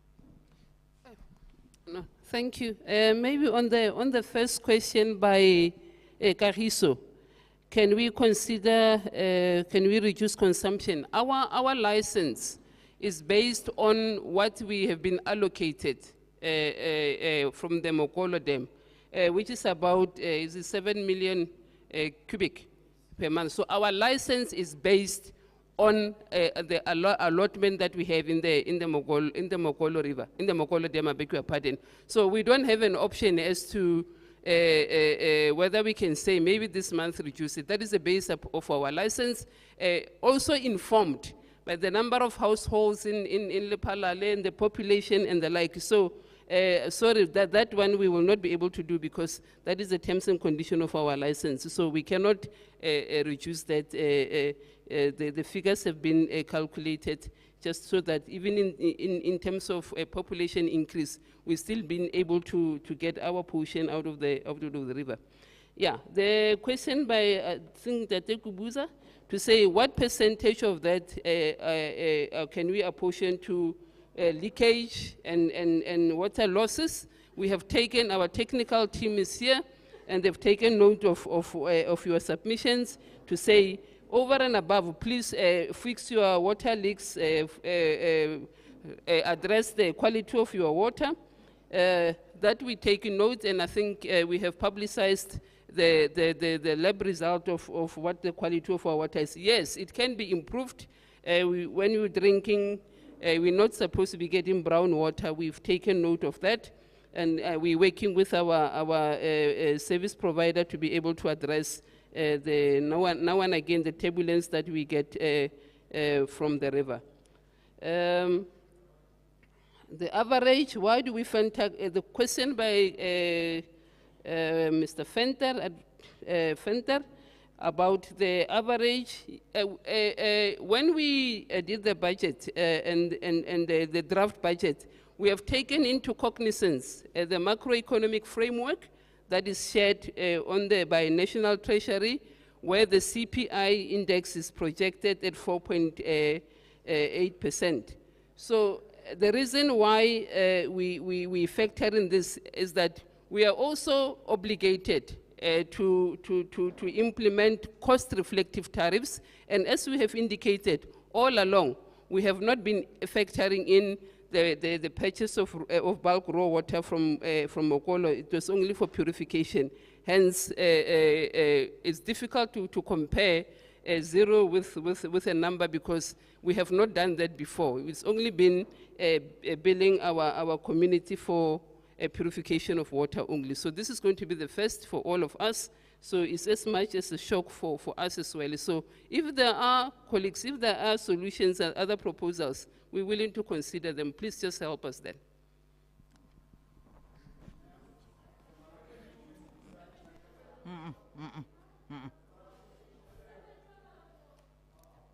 that side.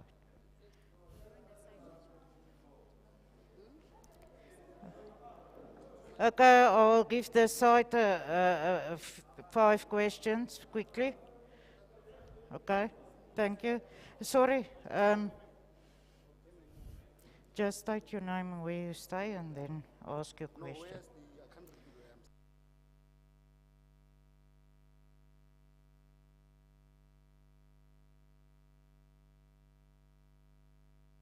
Ba re ba kopa lwantsha re taba marapong le be ke lefe le bua le ta ke ta tsena ka morago.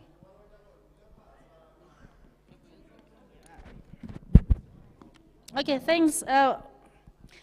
I think maybe it's true in terms of the collection. I think I heard the audience mentioning that most of the revenue we are collecting from town and Onverwacht. That is true. In fact, we're collecting about 70% of our revenue in town and in Onverwacht. And then the issue about Marapong, okay, let me finish, thank you. The issue about Marapong, yes, we do have challenges at Marapong. And then the challenge there, I think MM will help me. Eskom is providing electricity at Marapong directly.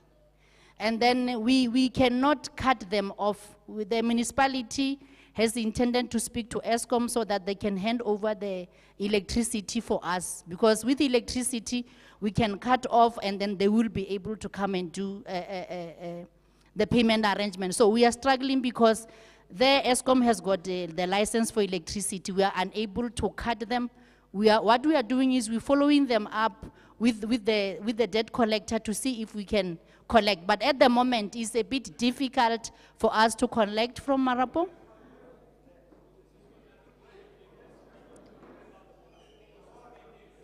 I'm explaining, okay. Sorry, Okay. Just give the CFO Okay. a chance. Let me explain it slowly. Just Then about, I just want to if I can make it clear, I'll ask MM to help me. What I'm trying to say is that at Marapong, we're collecting water and electricity. And then the other controlling mechanism is that we cut off electricity for people to come and do the arrangement in terms of the credit control and management policy. We switch off your electricity when you are not paying your services, and then when we come, we do the arrangement. The only reason why I mention electricity is that for Marapong, they buy electricity directly from Eskom, so we are unable to disconnect them when we want them, when we're pushing for them to come and service their accounts. Maybe MM can just add. So that's the reason why the collection is a bit lower than that, and then we are saying in town, it's true that we are collecting 70%. Thank you. Yeah, on the question of Mamujela Park, Matlakung and Alto State, in the presentation, CFO indicated that there is a portion of a grant that we're receiving from national government. It's about 200 million. That portion, yes, we're only collecting 70% of the revenue, and the other one it's a grant that we're receiving from the national fiscus. Out of the 200 million, it's equitable share. The equitable share is the national government's contribution towards assisting the municipality in terms of providing the basic services for the poorest of the poor. So that is where, and I'm not saying Marapong, we don't have poor people. I'm addressing now the informal settlement. That's where you get it, and their water, there is no reticulation because it's informal settlement where they live. Then we're supplying the water through tankering. That is the level of service that we're getting. The difference between a formalized households is that you have your, for waste management, you have your campsite weekly collection, but then at the informal settlement, it's only water that is supplying through tankering, and then they have one mass container to dump their rubbish because it's informal settlement, and there are plans by the municipality try to formalize those so that those that are able to afford to pay, because some of those people that are in informal settlement are employed individuals of one way or the other who have benefited from government RDP houses elsewhere. So we are using the equitable share. It's a non-conditional grant that we are using to subsidize a provision of basic services to Mamojela Park, to Matlakung, and to Alto State. So if there are any other questions?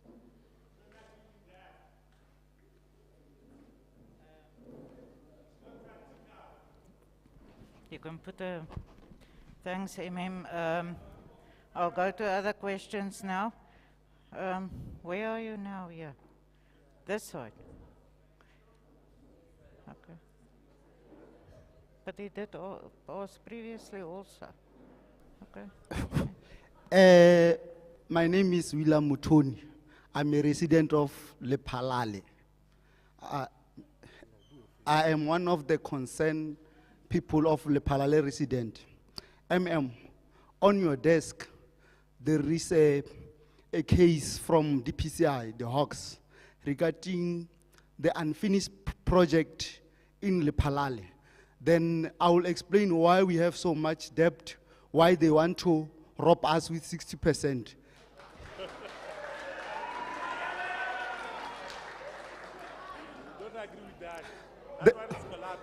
The reason is that Department of Water were financing extension of waters to the villages. Most of the projects in the villages are not finished.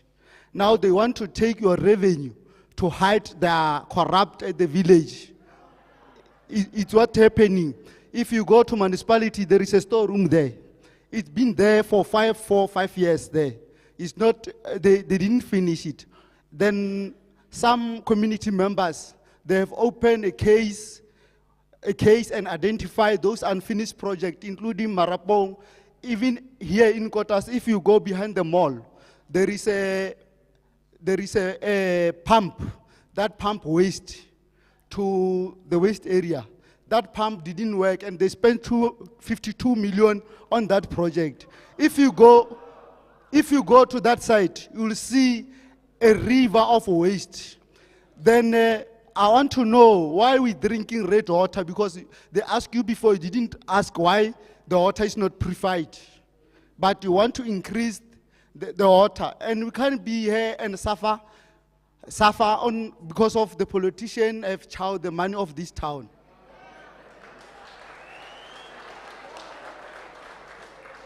And the CFO, we want to make sure that after the Hawks finish with the case, we are coming after you, because your municipalities got every year clean audit. But you want to know why they got clean audit, whereas there is a lot of corruption. Now you show us you owe a Department of Water 133 million, but always you come clean audit because somebody is buying those auditors. Then next time we're going to provoke your certificate because you fail your oath. Please. Thank you, Brawili. No, thanks. Before Ntate Poko Abolela, I want to assist, because some of the allegations made are very serious allegations and are misleading. It's all right. Wait. The water from the villages, the projects from the villages, it's grant water. It's grant. It's money from the grants, unlike the one that you get in town. Hence, no. I want to assist in terms of. I want to assist in terms of the money, allocation of money that works in the villages in terms of water infrastructure, and the one that works in here. We must not be misled, because there's a big issue here that we must be able to deal with. For our Department of Water to get water in the villages, there should be a study that is being presented to Coxter and DWS. And that water, that money is called grants. And the money of grants, it comes with conditions. That's why we call it conditional grants. Now, you can't take conditional grants that are aimed to do water in the villages and bring it into town. No, we must not be able to mix two things. And two, the residents of Onverwacht, we understand the rationale and the reasons why you are aggrieved in terms of this thing. But I want to make it very clear, I was just whispering to my colleagues.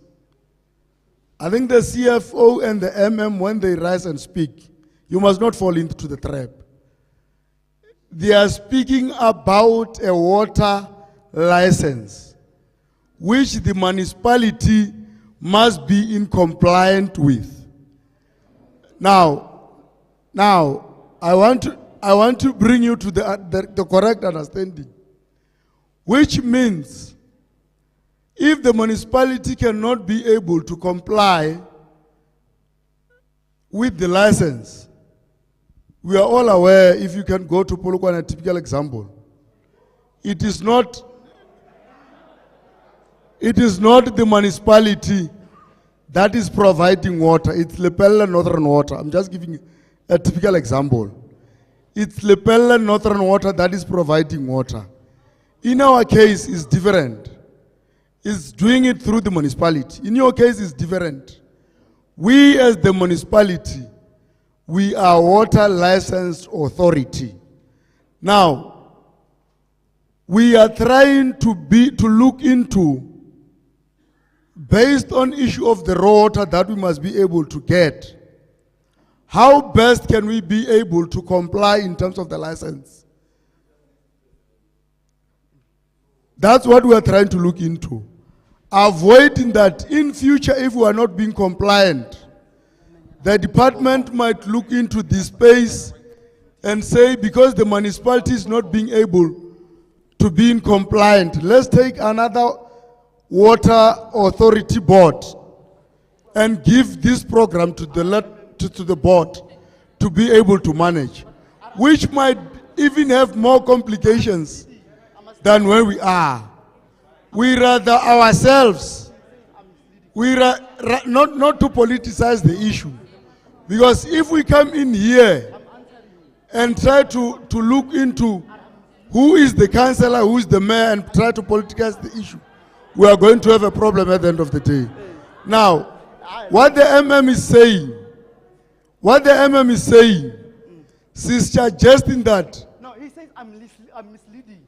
Then I want to clarify on that. No. You are saying there's hawks, a dossier in front of MM in the office. No. You are not the MM. It's misleading. Your statement is misleading, as mischievous. Your statement is misleading as mischievous. We are not here because of the hawks. We are here because of water issues. Now, the reason I'm saying is misleading. He's bringing certain issues onto what we should be trying to discuss. No, I cannot sit down. You must sit down, Willie. This is not your meeting. You must sit down. This is not your meeting. You must sit down.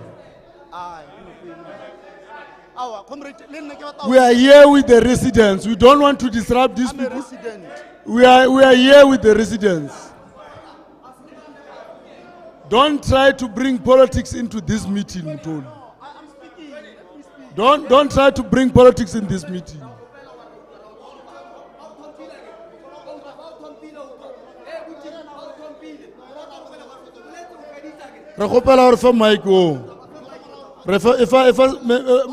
Councillor the mic.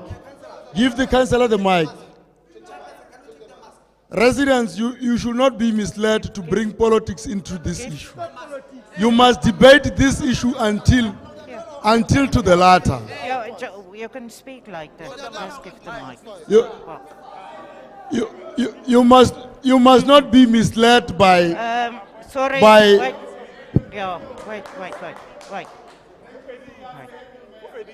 Wait. I'm going to give other people a chance. This side. No, thanks. Okay, Before the chairperson takes charge, thanks for the chairperson to take charge. I was just emphasizing very serious issues that are very much important than the politics that are running. The most important part that the MM has raised and the CFO is the tariff increment, which you are sharply raising issues that are very much important in terms of the increment. But however, at the end of the day, what is more important that we must all think about as residents of Unverwacht is the compliant in terms of DWS license as a licensed authority, water license authority. I think that should drive our debate. Then our debate be driven by some political agendas that are not necessary.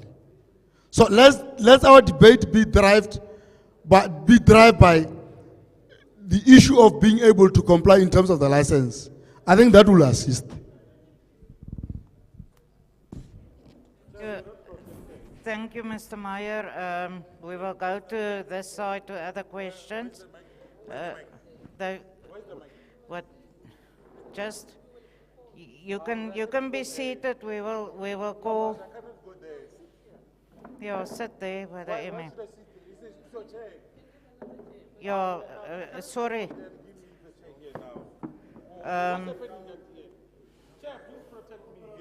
I'm the chair. I'm protecting you. Yeah, you can go and sit there. Sorry. Hi. Sorry, you can sit down. Hi. So, sorry. Yeah, but wait a minute. Kom hierom. Hey.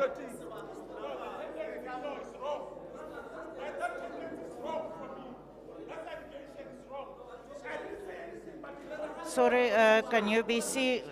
Sir.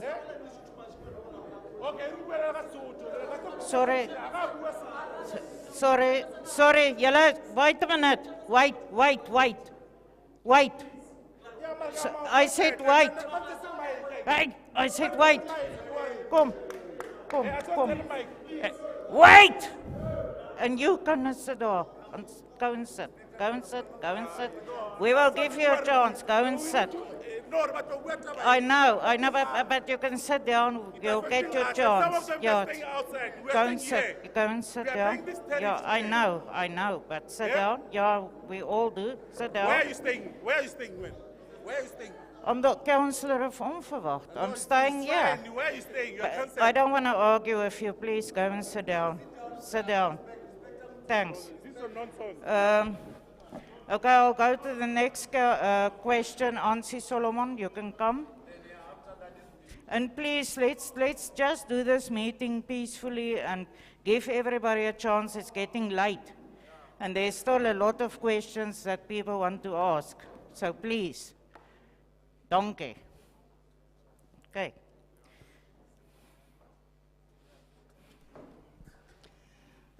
Good evening.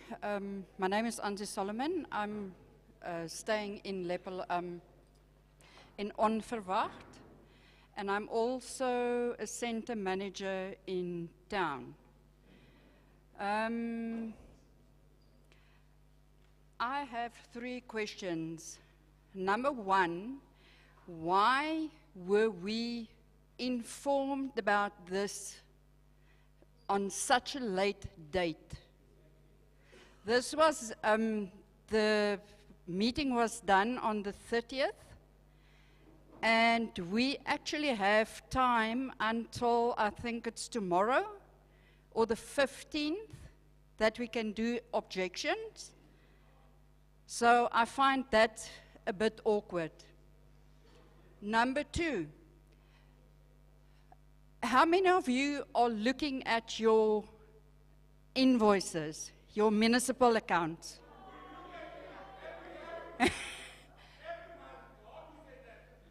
Can I tell you something? I had a meeting with the municipality, or numerous meetings with the municipality, where I have asked them, please rectify our accounts so that we can pay you.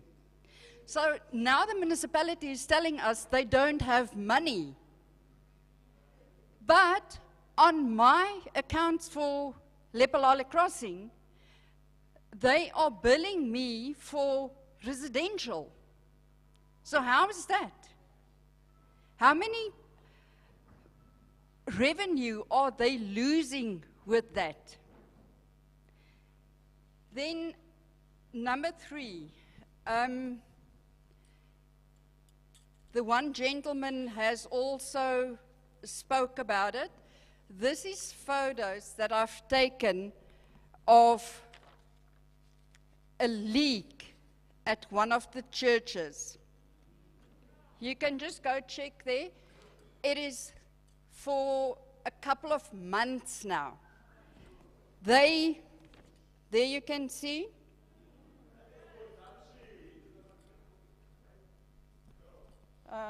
Sorry, I've got a,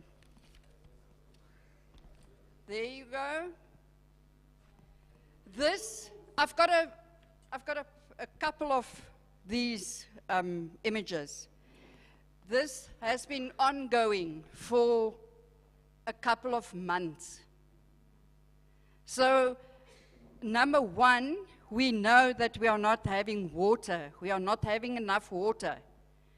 But the municipality doesn't even go and care and fix the leaks. So why should we then pay if there is so many leaks in town? Thank you.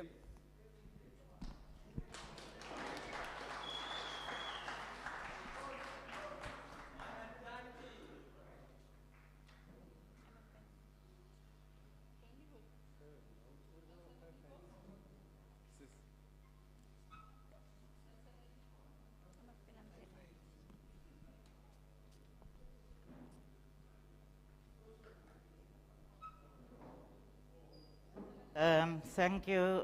We can go to the next question then. Evening, everyone. I'm Lewan Matala, but you can call me the coach. Okay. My first question is to the office of the municipality. Before you came with the increase, did you look into your office that our people are doing your work or what? Because I send the meter reading to the municipality because people don't come and take the readings. If they don't do that into my house, how many houses they do? They don't take readings. So, do you think that we are all paying the amount that we're supposed to be paying if they don't take readings? So, before you can increase, just look into your house, fix your house, then come to us.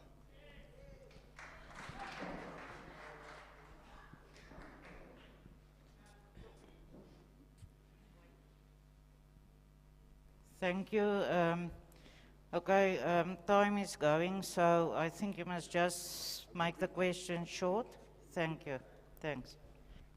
Thank you very much. Dumelang bahaeso. Good evening, everybody.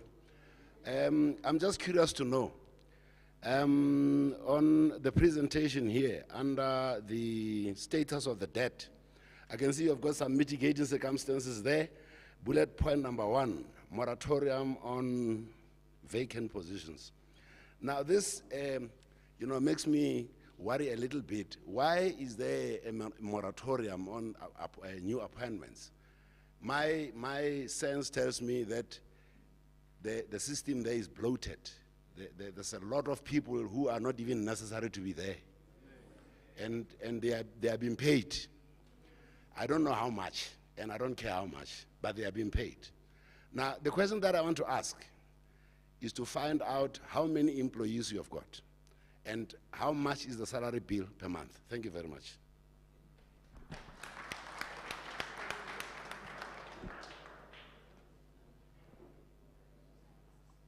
Thank you.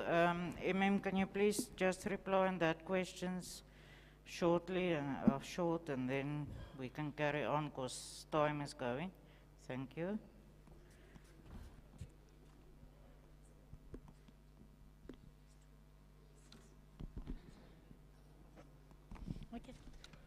Okay, thanks, MM. I will take the questions for the salary bill. Our salary bill per year. Oh, sorry.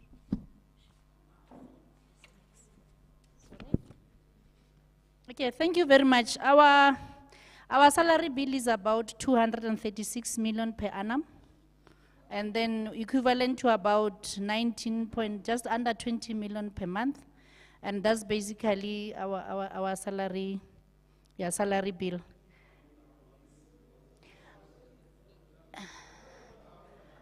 We do have about 455 employees. And then I think,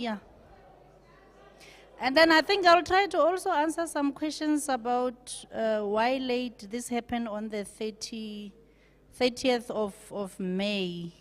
Why now? I think from after the council, after the meeting with the council, I think we had to do the preparation, including the booking of the venue. I think it took us about, up to today is the 13th, a week or so to arrange this. And then in terms of the invoices that needs to be rectified, I think that has been noted. We'll make sure that we clean up the invoices to make sure that we charge the correct amount. I think that has been noted because we also have to make sure that we collect the revenue. Then the issue around the leakages, I think that's warrant us to improve on the service delivery. And I think this is the concern that we actually, that has been alluded in this meeting, and we have to go an extra mile to be able to deal with that.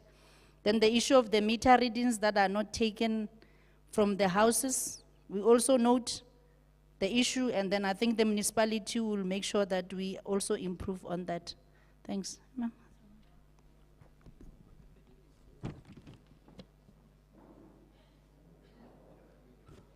Thank you, CFO. If there's any other new questions, not the same questions, a reply on the same things, otherwise time is it's taking too long. Daai ou, ekskuus, jy kan maar kom. Dankie.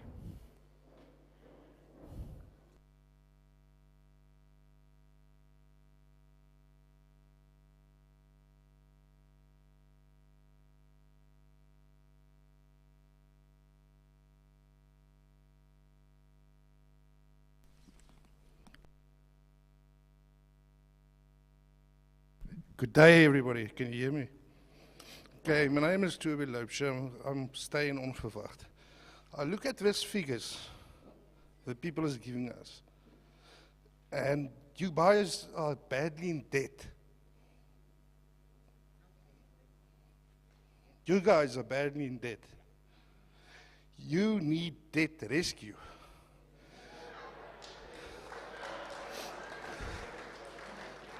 You is showing me this, telling me I have to pay 60% more from water. So in 2 years, you're going to tell me I must pay 100% more because you can't pay off your debt. You can't pay off your debt, and you can't pay everything you're owing. So you need to go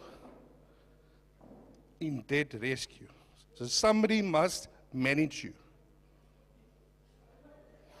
Maybe get Alexander Forbes or auditors or somebody to manage you guys, because and 455 workers, we roughly worked out 41,000 rand a month. Yeah, 41,000 rand each per month. And another question is, why you got workers, but you get contractors to replace pipes, and they make holes, and tomorrow they break the pipes again to come back and fix that pipes. You can see them next to the road, potholes.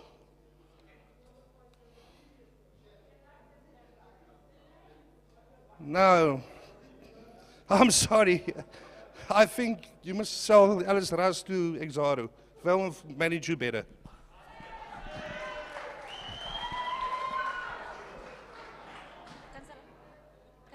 Thank you. Is it a follow-up question? Thanks. Thank you very much. Sorry, I'm just making a follow-up on the question that I asked earlier in terms of the salary bill and the numbers, because I'm very much worried about that. And you know, at one stage, you guys will pardon me because I'm just be saying things off the cuff. You know, whenever you drive in past of the municipality office, you see some beautiful babies parking there. Maybe it's because I'm jealous, but I've got a sense that some people are being paid monies that are not due to them. You should know, even though I don't have any evidence with me right now, that there are some, you know, this trend has started in the past, that some people have been simply just being paid because they have been given employment because they are friends of people who are in the higher office. You get to hire these people without even advertising the post. You know, they're just being given money. And tonight, we are being requested to pay extra in order to, because they also want an increase, remember? We must now go and pay our last monies for them to be more richer. Sorry, I'm not going to accept that.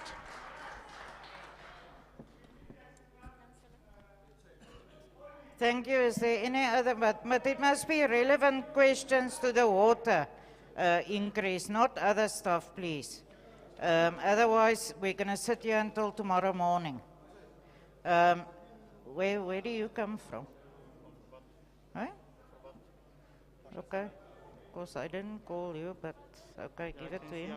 Thanks. Just be short. Dumela. Legaina. First and foremost, I'd like to say out to our leadership, we reject this tariff. We cannot accept this thing. Leadership, go and get your house in order. We've got so many leakages. They are part and parcel of this leadership. Leadership, go and get your house in order. We've got so many leakages around town. The water that is being wasted could have been stored. But because we've got lazy workers within our municipalities, and it is a trend that you find your municipal workers, they go to work at 7, 12:30, you find them around town doing nothing instead of doing their job. I, for one, I've been complaining about my meter reading. I live in George Afgos. For the past 7 months, I'm paying estimation. Every time I go to the municipality to inquire about this thing, they tell me that it has been taken to the water department. So it shows that within your department, within your municipality, there are people who are incompetent. Like the former speaker has said, catership employment is not taking us anywhere. We're going to find ourselves in the situation that we are in right now.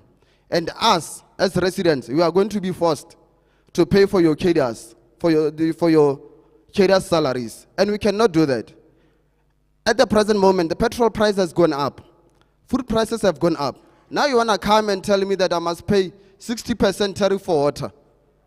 The water that you're supplying me with, I cannot even, I cannot drink it, not even drink. I cannot even take a bath with. It is dirty, like literally. And I stand to believe that, I don't know, when you go to the rural areas, I come from Seleka. On monthly basis, I'm paying 15 rand.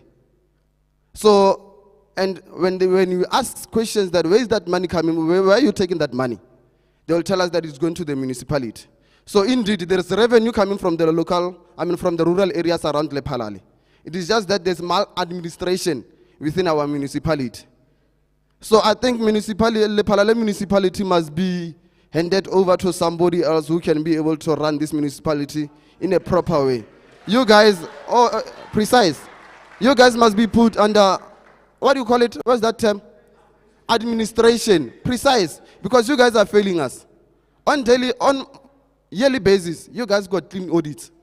But the kind of services that we're getting with what you guys are presenting unto us, it is totally absurd. Like, you guys are failing us dismally, and you should be ashamed of yourself for what you are doing to these people. We've got pensioners in here who are staying in town. Where do you expect those pensioners to get money from? So you guys should be ashamed of yourself for what you are doing to the parents. Thank you very much.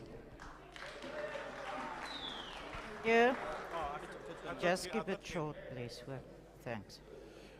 Evening, everyone. My name is Roshamela Mkhosi. I do come from Portion 7. There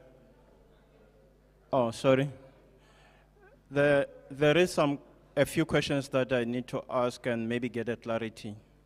I do understand we did buy the water from Exaro as it was explained. And apparently there is some maintenance cost that goes with that which municipality pays to Exaro. That's the first question. I just need to get a clarity in terms of the maintenance cost that goes into Exaro. And if it is possible, all these costs that are mentioned, when we talk here, we can have an evidence that we said, if we paid 100 million to Exaro, we can say, for 3 months we have paid 100 million to Exaro, and we can see the invoices that have been paid to Exaro. And in my own opinion, in my own view, and in my own understanding, with my small knowledge of politics, the private companies operating in this environment of ours, they've got commitment to do community upliftment.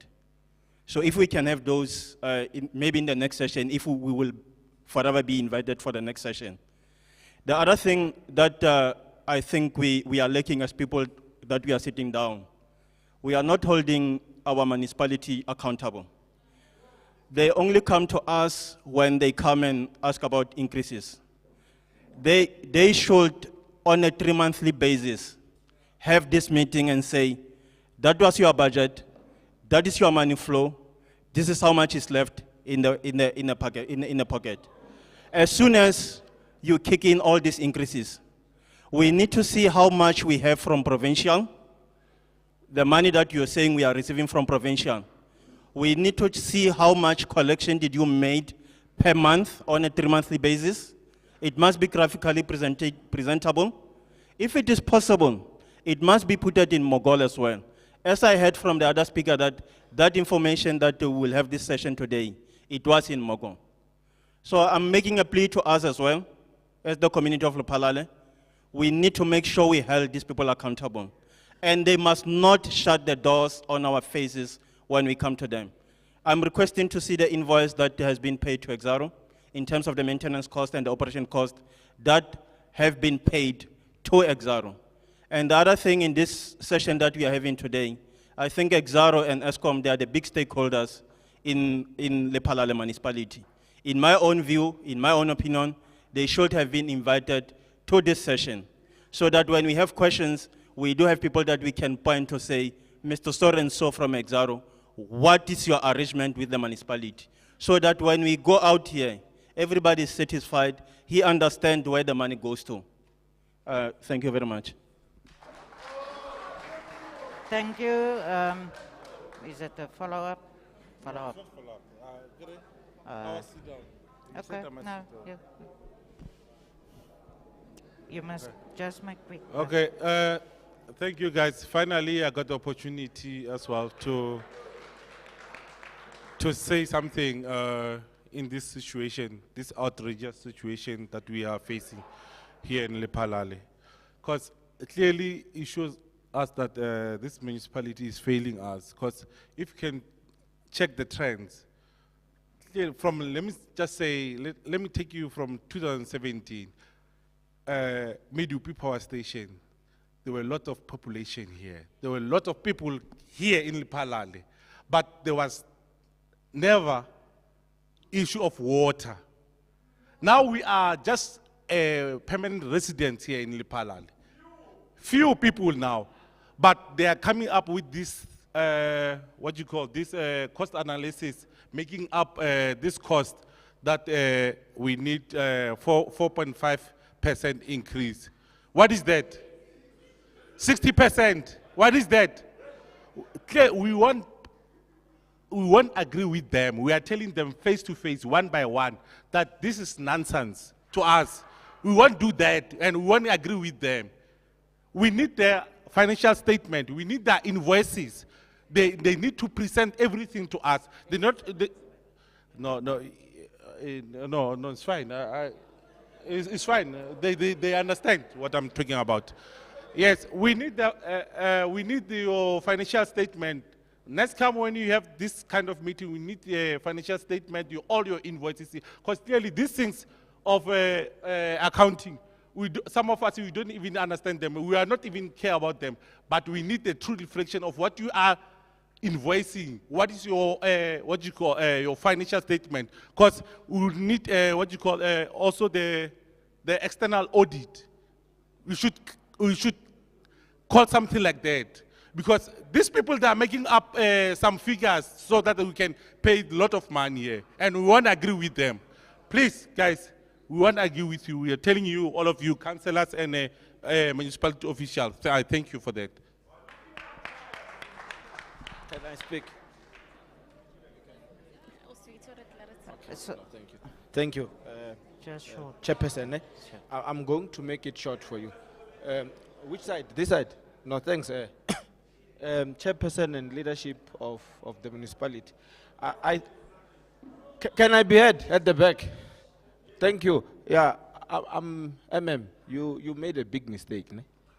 You wrote here economic conditions, which for me you are simply saying they are very tough. They are tight. You said here the impact of COVID and weak economic growth has put pressure on the consumer ability to pay for services, while transfers from national government are growing more slowly than in the past. Now look at these old people here. Look at us. The food prices have gone up. You are acknowledging that. The petrol prices have gone up. You are acknowledging that. But you come to us and present to us that you want to increase water by 60%. You are contradicting yourself. We should be sending you to the police now and report a case against you. It is wrong. The second part you didn't say. You are saying to us, municipalities must ensure that they render basic services to the people. Ne? Maintain their assets and clean environment. I think you've been hearing people talking here. You guys are not rendering services to the people. The other issue that you missed, which is the last point of your own presentation, you said municipalities must develop and implement economic recovery and growth strategy. You should be showing us here, this is what you are doing. Our people are not working. Now you are taking my 60%, my money. You're telling me that you are talking about economic growth, but we are not seeing that. So please, when you come back, remember you said this is a proposal. It is not something that you are going to effect. It is a proposal. So by the show of hands, the community members are saying we are rejecting your proposal until these economic conditions can be met. We want to see them, and then maybe we can talk. Thank you.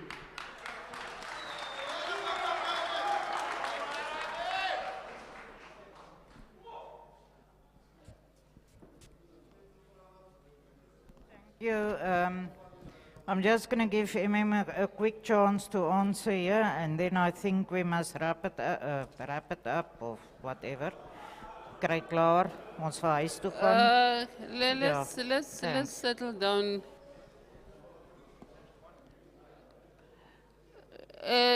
Honorable members, this is the opportunity for you to make inputs. It doesn't help that yes, you have the right to express an opinion, but come up with proposals. You've already made it clear that you're rejecting. But what is acceptable? You're not saying. Because at the end of the day, we still need to pay for the raw water. And I said the 60% is a proposal so that we are able to break even. Whether municipalities put under administration, the raw water extraction must then still be paid. We're willing to listen and we want to work with you. But losing out on an opportunity to present a proposed solution that would satisfy your requirements. And hailing abuse doesn't help the situation, because at the end of the day, what is valuable, and that would help the council and the municipality in general, is to hear your views to say 60% is unacceptable, but we're willing to consider this and that. And I'm grateful for all the suggestions that are being made to say, get your house in order, fix look at your leaks, and what we have with Exaro, it's a purification agreement. So the raw water that is being extracted from Mogol Dam is purified at Zealand Water Purification Works that is currently managed by Exaro. That is the agreement that we've had. And for that, there is a contractual issues, an arrangement. I think we've indicated that we're paying about, is it the 1.2, 1.3 million a month for purification of that water. Because in terms of the historical development of the town, when the mine started, it was responsible for a Dorp Dinse.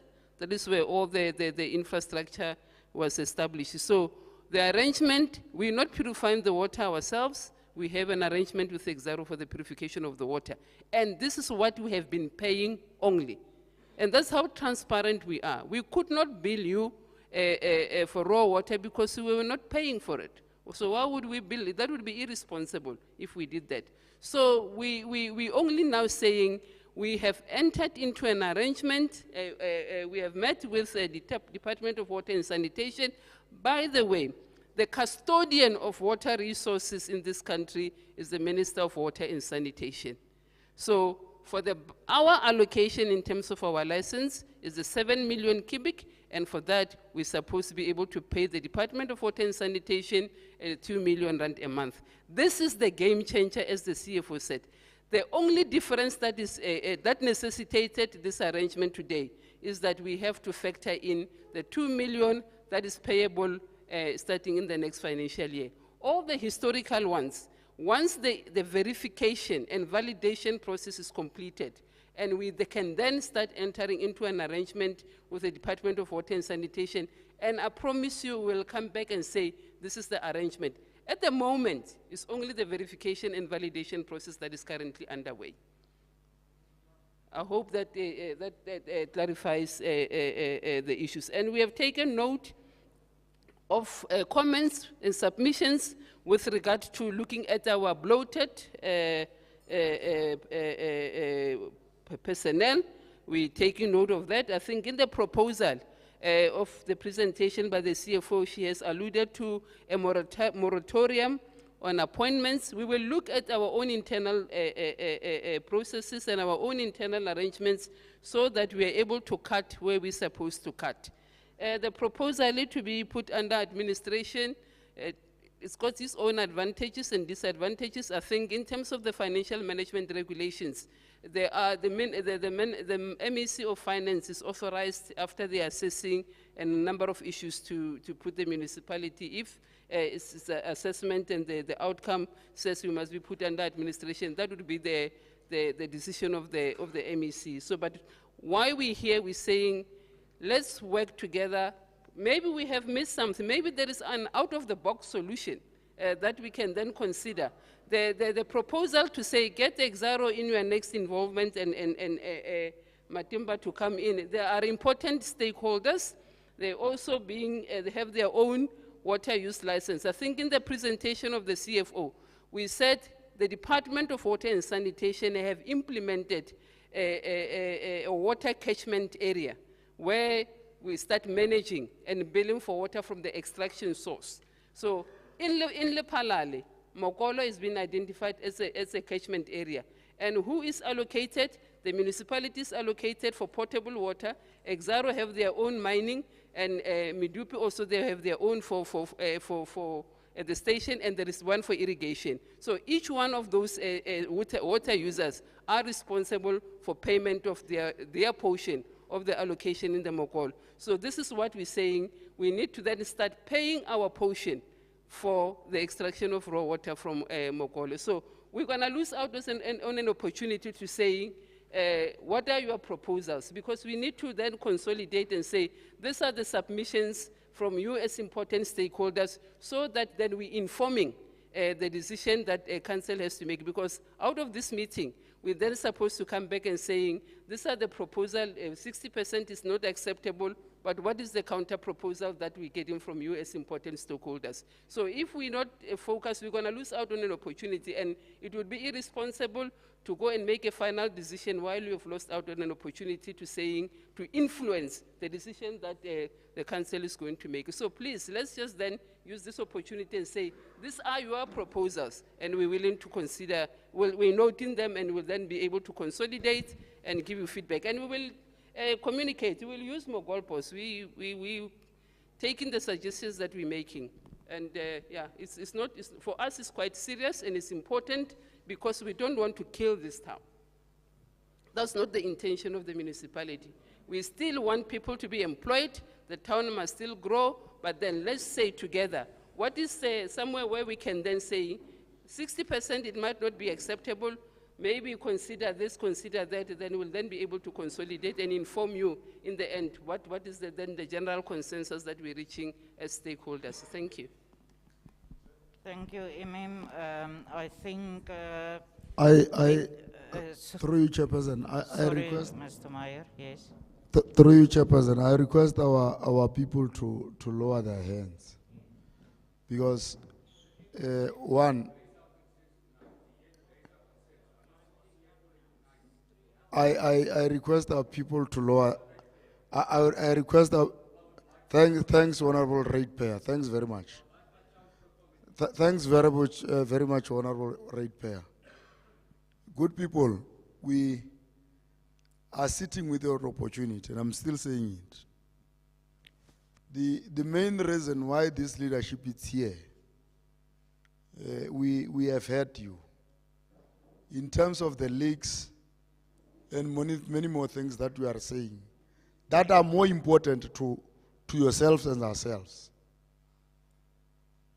Those are serious issues that we must attend to them as the leadership. But there are two issues, and very critical, that some of us, we tend to politicize the activity while we should have heard what the residents are saying. Purified water and raw water, which are the two issues that we're presenting before yourself. In terms of the purified water, we are still saying we are at 4.8%. We haven't changed in terms of what we have been saying. But the point that we are trying to make, even in the next meeting that you will be prepared to come and speak, we'll still have to engage around, is the raw water, which we never even received an invoice before. Now the custodian, which is the department, is saying, as the residents of LEPHALALE, you can't continue to receive raw water without payment, which is key. But importantly, what you are raising and we have proposed, we have said that we are looking at 60% so that we can be able to service this depth of raw water moving forward in the next financial year. Now, we are saying to you, this is a proposal that we are presenting before you. Now, we are not saying agree. We have heard you. Kamu, don't mislead these people.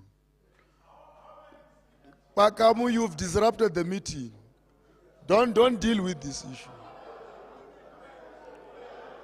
We are saying,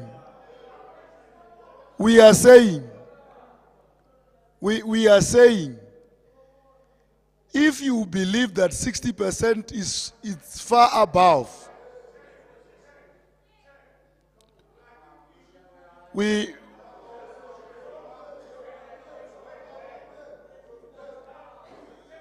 you have been the main character in this meeting. You have been the main character in this meeting. You still want to continue to play your soapy. Sorry, Mr. Meyer, can we please wrap it up? I was just emphasizing issue of 60%. To say we are saying, if there's counter proposals and other proposals that the residents can be able to make, for us to be able to deal with a very serious issues that is lying before us of raw water, we will want the residents to be able to make proposals.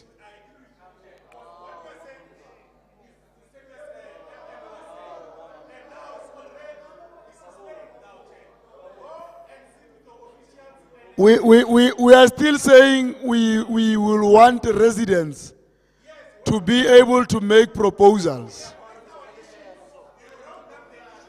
You have been the main character in this meeting. You have been the steering of the soap. We have seen you and we have witnessed that. Go and sit down. We have learned that you are the steering. Go and sit down. Angabele balls or the days in Gabelu Brukume. We have seen you. Go and sit down. You are the main character. We have got a serious issue to attend to, which we need the input of residents to be able to make to come to finality of the issue.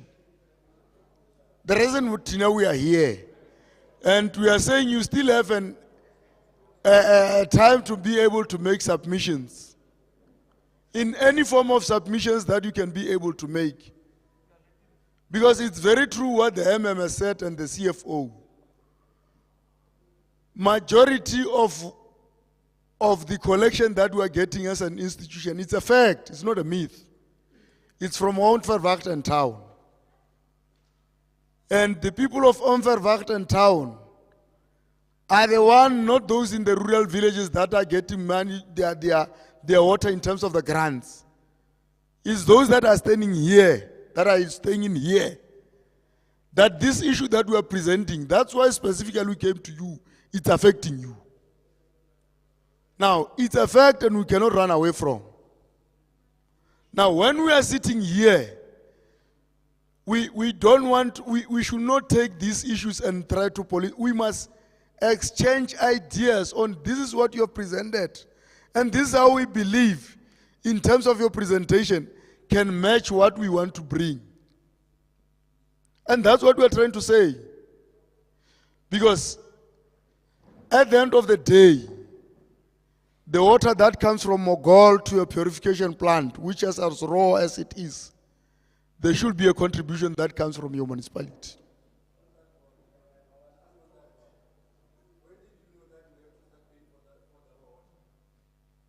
Okay, it's a point. No, it's a point. You have raised your point. My brother, not you yourself, this one, my brother here in front, yes.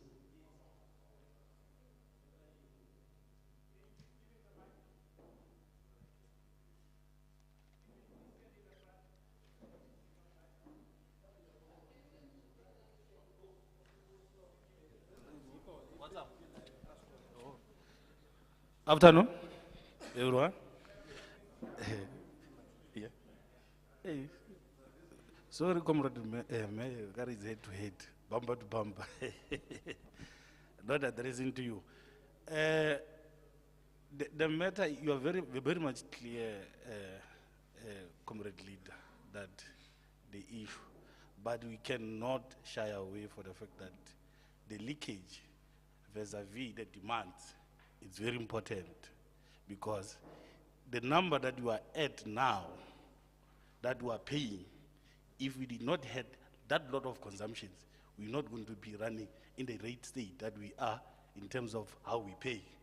Probably we should be paying less, and then we'll be able possible to afford the current raw water, not in that standard of the amount. That's my point on that. And then my plea issue, man, we're forgiving you in terms of the current situation. Please sort out the issue. There is a loophole, a lot. Like when you come and tell us that we have a debt, we'll see how we sort it out. You are an entity that you rely on us. When you say we're going to come back and sort it out, how are you going to come back? Give us a methodology. as taxpayers, we need to know the methodology that how we're going to account on paying that amount of a debt. But my way forward as a progressive force is that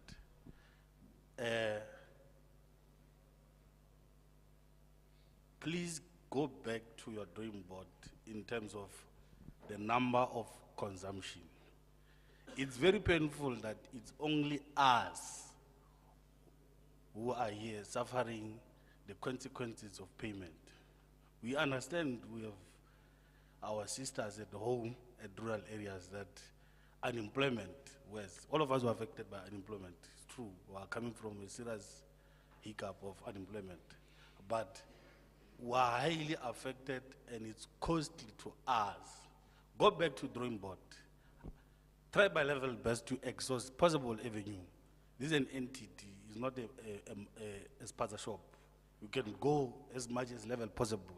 If possible, you must remove your suit there and wear serious issues there and manage issues.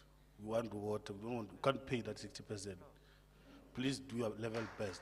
Go to work, we're paying you. And then one of the issues, CFO, sizokhatha manje, umholo uzoncipha, nama benefit.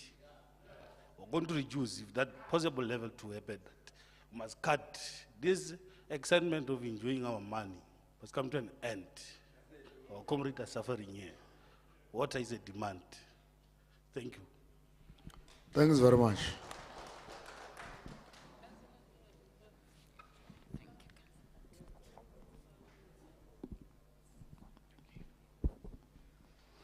Good evening. Can all councillors please focus on me? You guys are being paid by us. I'm addressing you, please have your attention. Mr. Mercedes-Benz, you've been watching your phone and you, sir, been texting the whole time. We are paying you and we are addressing you. With all due respect, I want your attention. Municipal workers as well. I think you came well unprepared tonight, in my personal opinion. And during your presentation, first of all, you talk about, Honorable Councillor, you're talking about not politicizing tonight, but you started off your speech by politicizing, by mentioning something that happened in 1960-something, which has had nothing to do with water. So you started this as a political thing. Okay, number two. During the presentation, Honorable CFO, you had some thinly disguised ways of telling us that we need to pay the 60% contribution. Economic conditions, this and that. But you didn't give us a clear answer. When Medupi was built, I'll give you an example. When Medupi was built, there was a sewage problem in terms of water supply to LEPHALALE. The municipality stopped approving building permits. There was not enough power. You must correct me if I'm not correct. There was not enough water. So the municipality actively killed the business in LEPHALALE. Developers, construction went to a halt, became to a halt. But Medupi had to be built at a loss, which, by the way, Medupi will never be profitable. Our local people got crushed because of infrastructure that wasn't in place. We've known about the sewage problem. Years it's been a problem. The sewage pump. I don't know how the hotel is making money, because if I have to live there, I'll die. That pump has been a problem for how many years? How many millions have been spent on that pump? Not to talk about what the other gentleman said about the other pump, 53 million. Where do you guys get these amounts of money? Is that why people are driving Mercedes Benz A-classes, AMG, Gucci, drinking expensive champagne. I'll tell you another thing. I'm in business, and I'll agree with that other gentleman. Two things. Number one, if you cannot service your debt, technically, you should go into debt recovery, debt rescue. Ne? Because you're spending more than what's coming in. Means you're insolvent.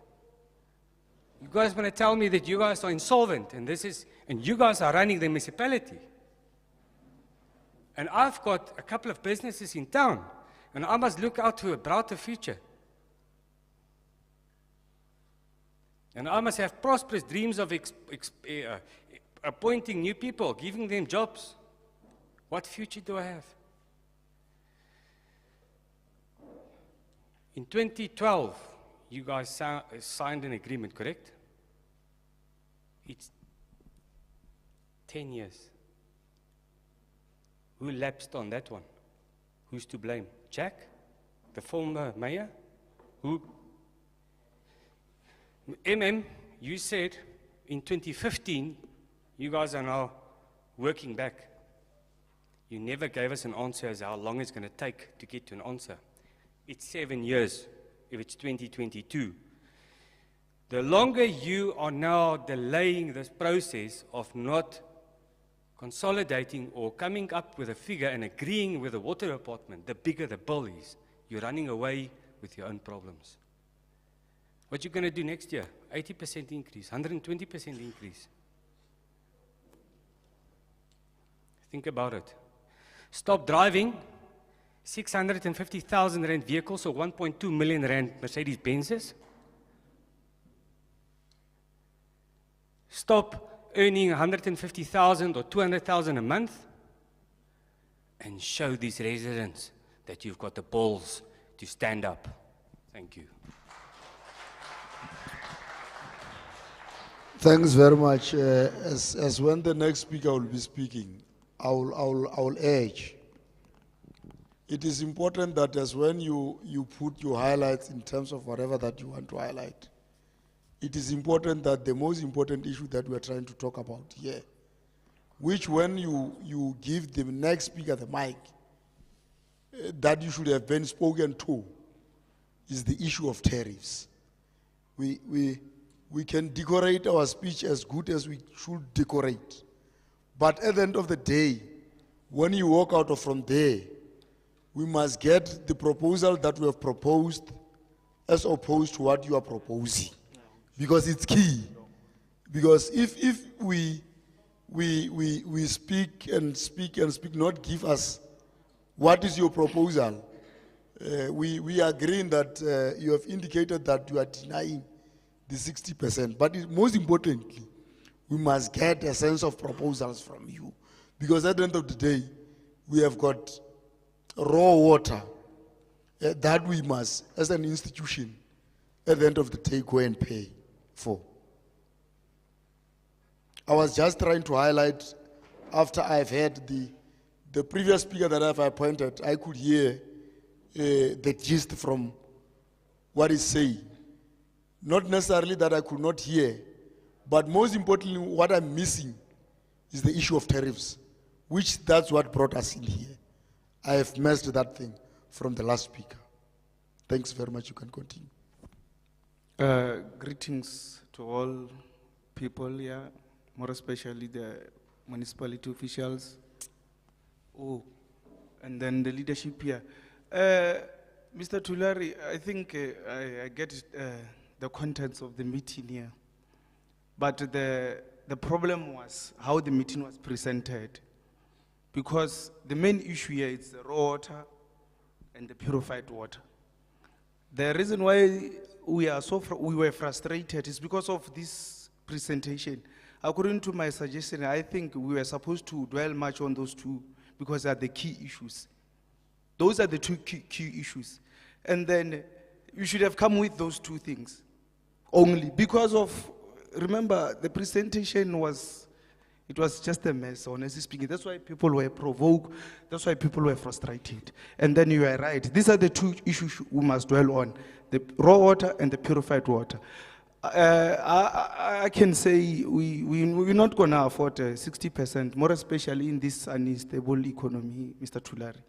We as community of quotas, we're not going to afford it.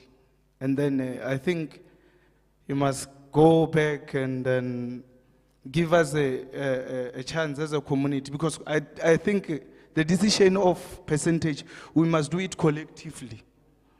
We can't just do it one by one, because I can say 50%, I mean I can say 10, the other one.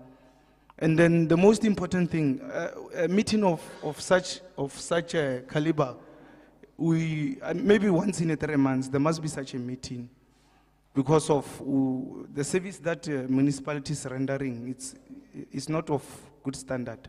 That's why these people are so frustrated, other than politics, other than other things. But the services, remember when you come in to me with a proposal of increasing tariffs, while I've evaluated the service that you are rendering to me, and then it's very poor. I'm not going to I'm not going to agree with it. We should have discussed these two fundamental issues: raw water and purified water, and leave the rest. Or Municipal is doing this, Municipal is not doing this, because some of the things we can witness that Municipal is not doing at all.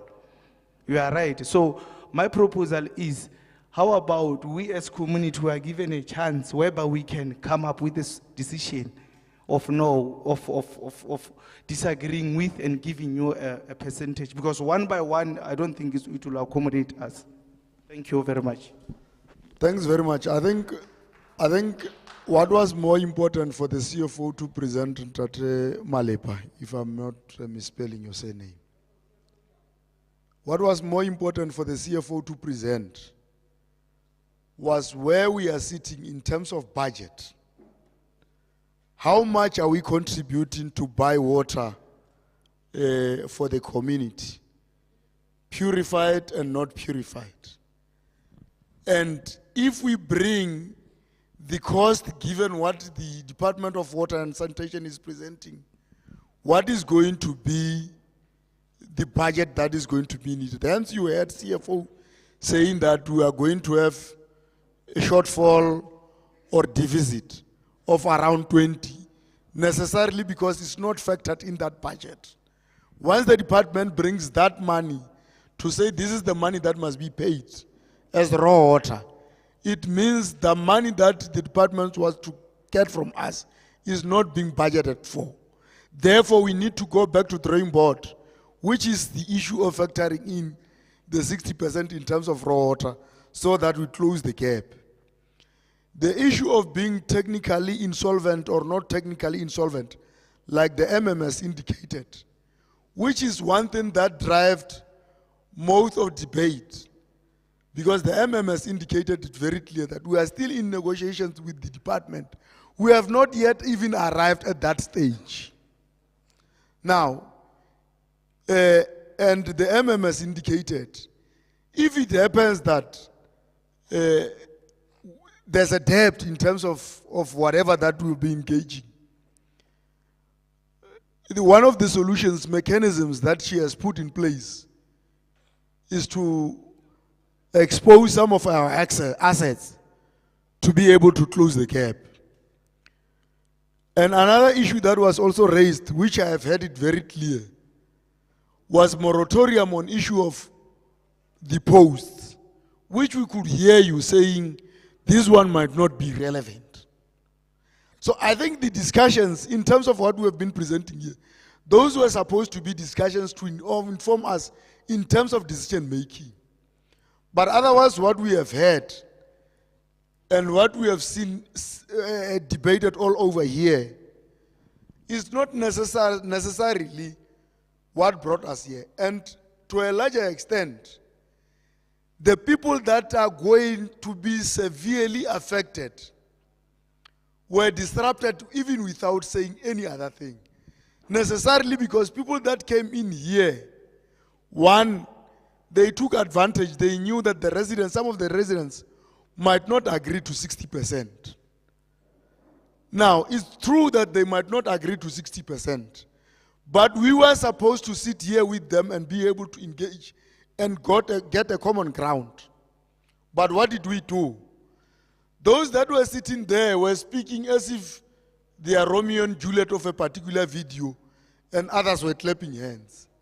Now, it diverted the attention of the meeting, which we were supposed to speak about real issues that are going to affect you. And these are real. Now, because this debate can take years. Issue of leakages. If you go to our IDP and budget, you will find that we have got an aging infrastructure, which we are agreeing to. That the infrastructure that you find in LEPHALALE, it's aging. 2, we have got asbestos pipe in this town. That's why from time and time we have pipe burst. And we have put money aside as an institution to be able to replace those pipes, which we are agreeing that we might not even replace all of them at once. Because those monies, the money that we get from the department as conditional grants and others. But in the meantime, we have heard you. Have a proper maintenance plan in terms of working around the leakages that you have. I think that was the message. And we have heard it very loud and clear. And that's why we're here, to discuss issues that affect you severely, so that we can come and be able to deal with issues. Now, let us not prolong and continue. Let us say that those that have made progressive inputs into today's discussion, we have heard you. And those who can be able to continue to make inputs, I think LEPHALALE Municipality is available on your website. We can be able to submit submissions through our emails.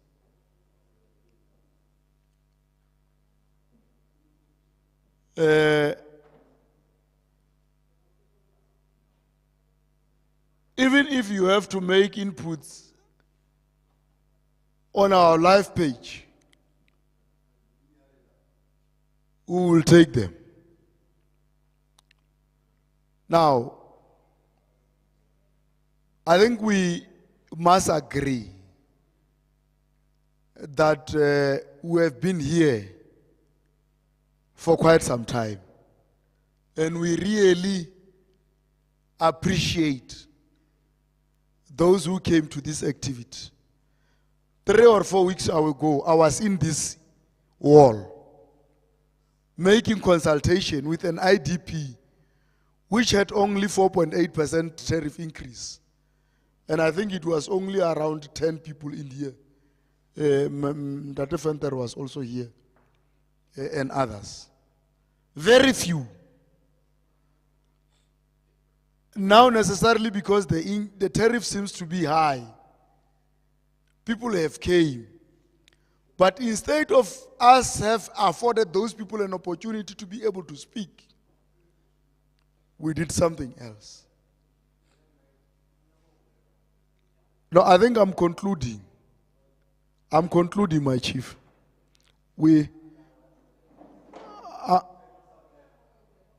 I'm concluding, my chief.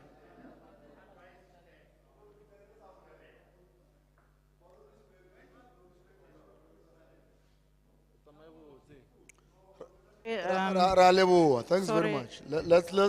Let's listen to the old man. Thanks very much. Thanks very much. Yes.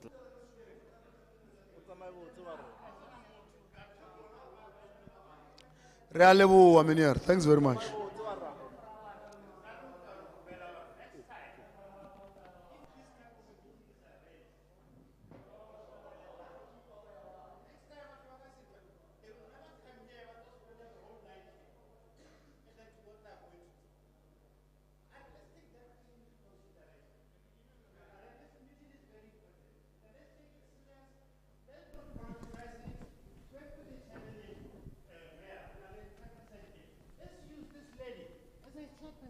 Don't take over. That will be all right. And then now we've wasted a hell lot of time. And then try to convince one by one. You must convince all of us.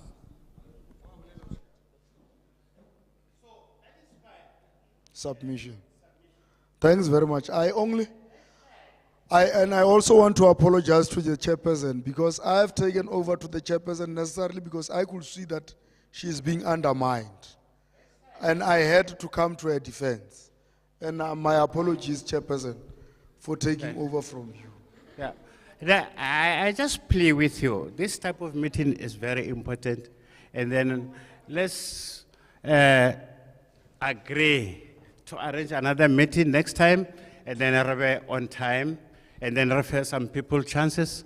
And then at the beginning of the meeting, when we question, we must also put some proposals. That is my submission, please. That will be very much important that when we engage in a manner that when a proposal is made, we put a proposal, counter proposals. And the reason why we are here was necessarily for that. That we have made a proposals, we are requesting you to put counter proposals. But the intention should be very simple. How do we resolve the issue that we are having moving forward? Ourselves as council, we might be able to pay the debt or what we should be paying today. But we still have tomorrow that we must also be able to pay. How are we going to close the overdraft of 22 million that we must be able to pay at the end of the day? Let me appreciate those that came in here and stayed until this time and say to you, let's go down and have those documents and study them thorough. And study them thorough to be able to understand what the CFO was trying to present in here. And where we need clarity, seeking questions, our offices are very open. The MM is available, the CFO is available. We are also available, including Councillor Nivote and ourselves. We are also available to be able to clarify certain issues. And in that note, Honorable Chairperson, if you allow me, I will request that the meeting should be adjourned. If you allow me, Honorable Chairperson. Thanks, Honorable Meyer. Ja, I agree. Ek wil net sê baie dankie vir almal wat gekom het. Ons waardeer dit. Julle moet kyk in die Mogol pos is web e-mail wat julle kan nog objections insit tot die 13de Junie. So doen dit asseblief. Dankie. Thanks. Bye.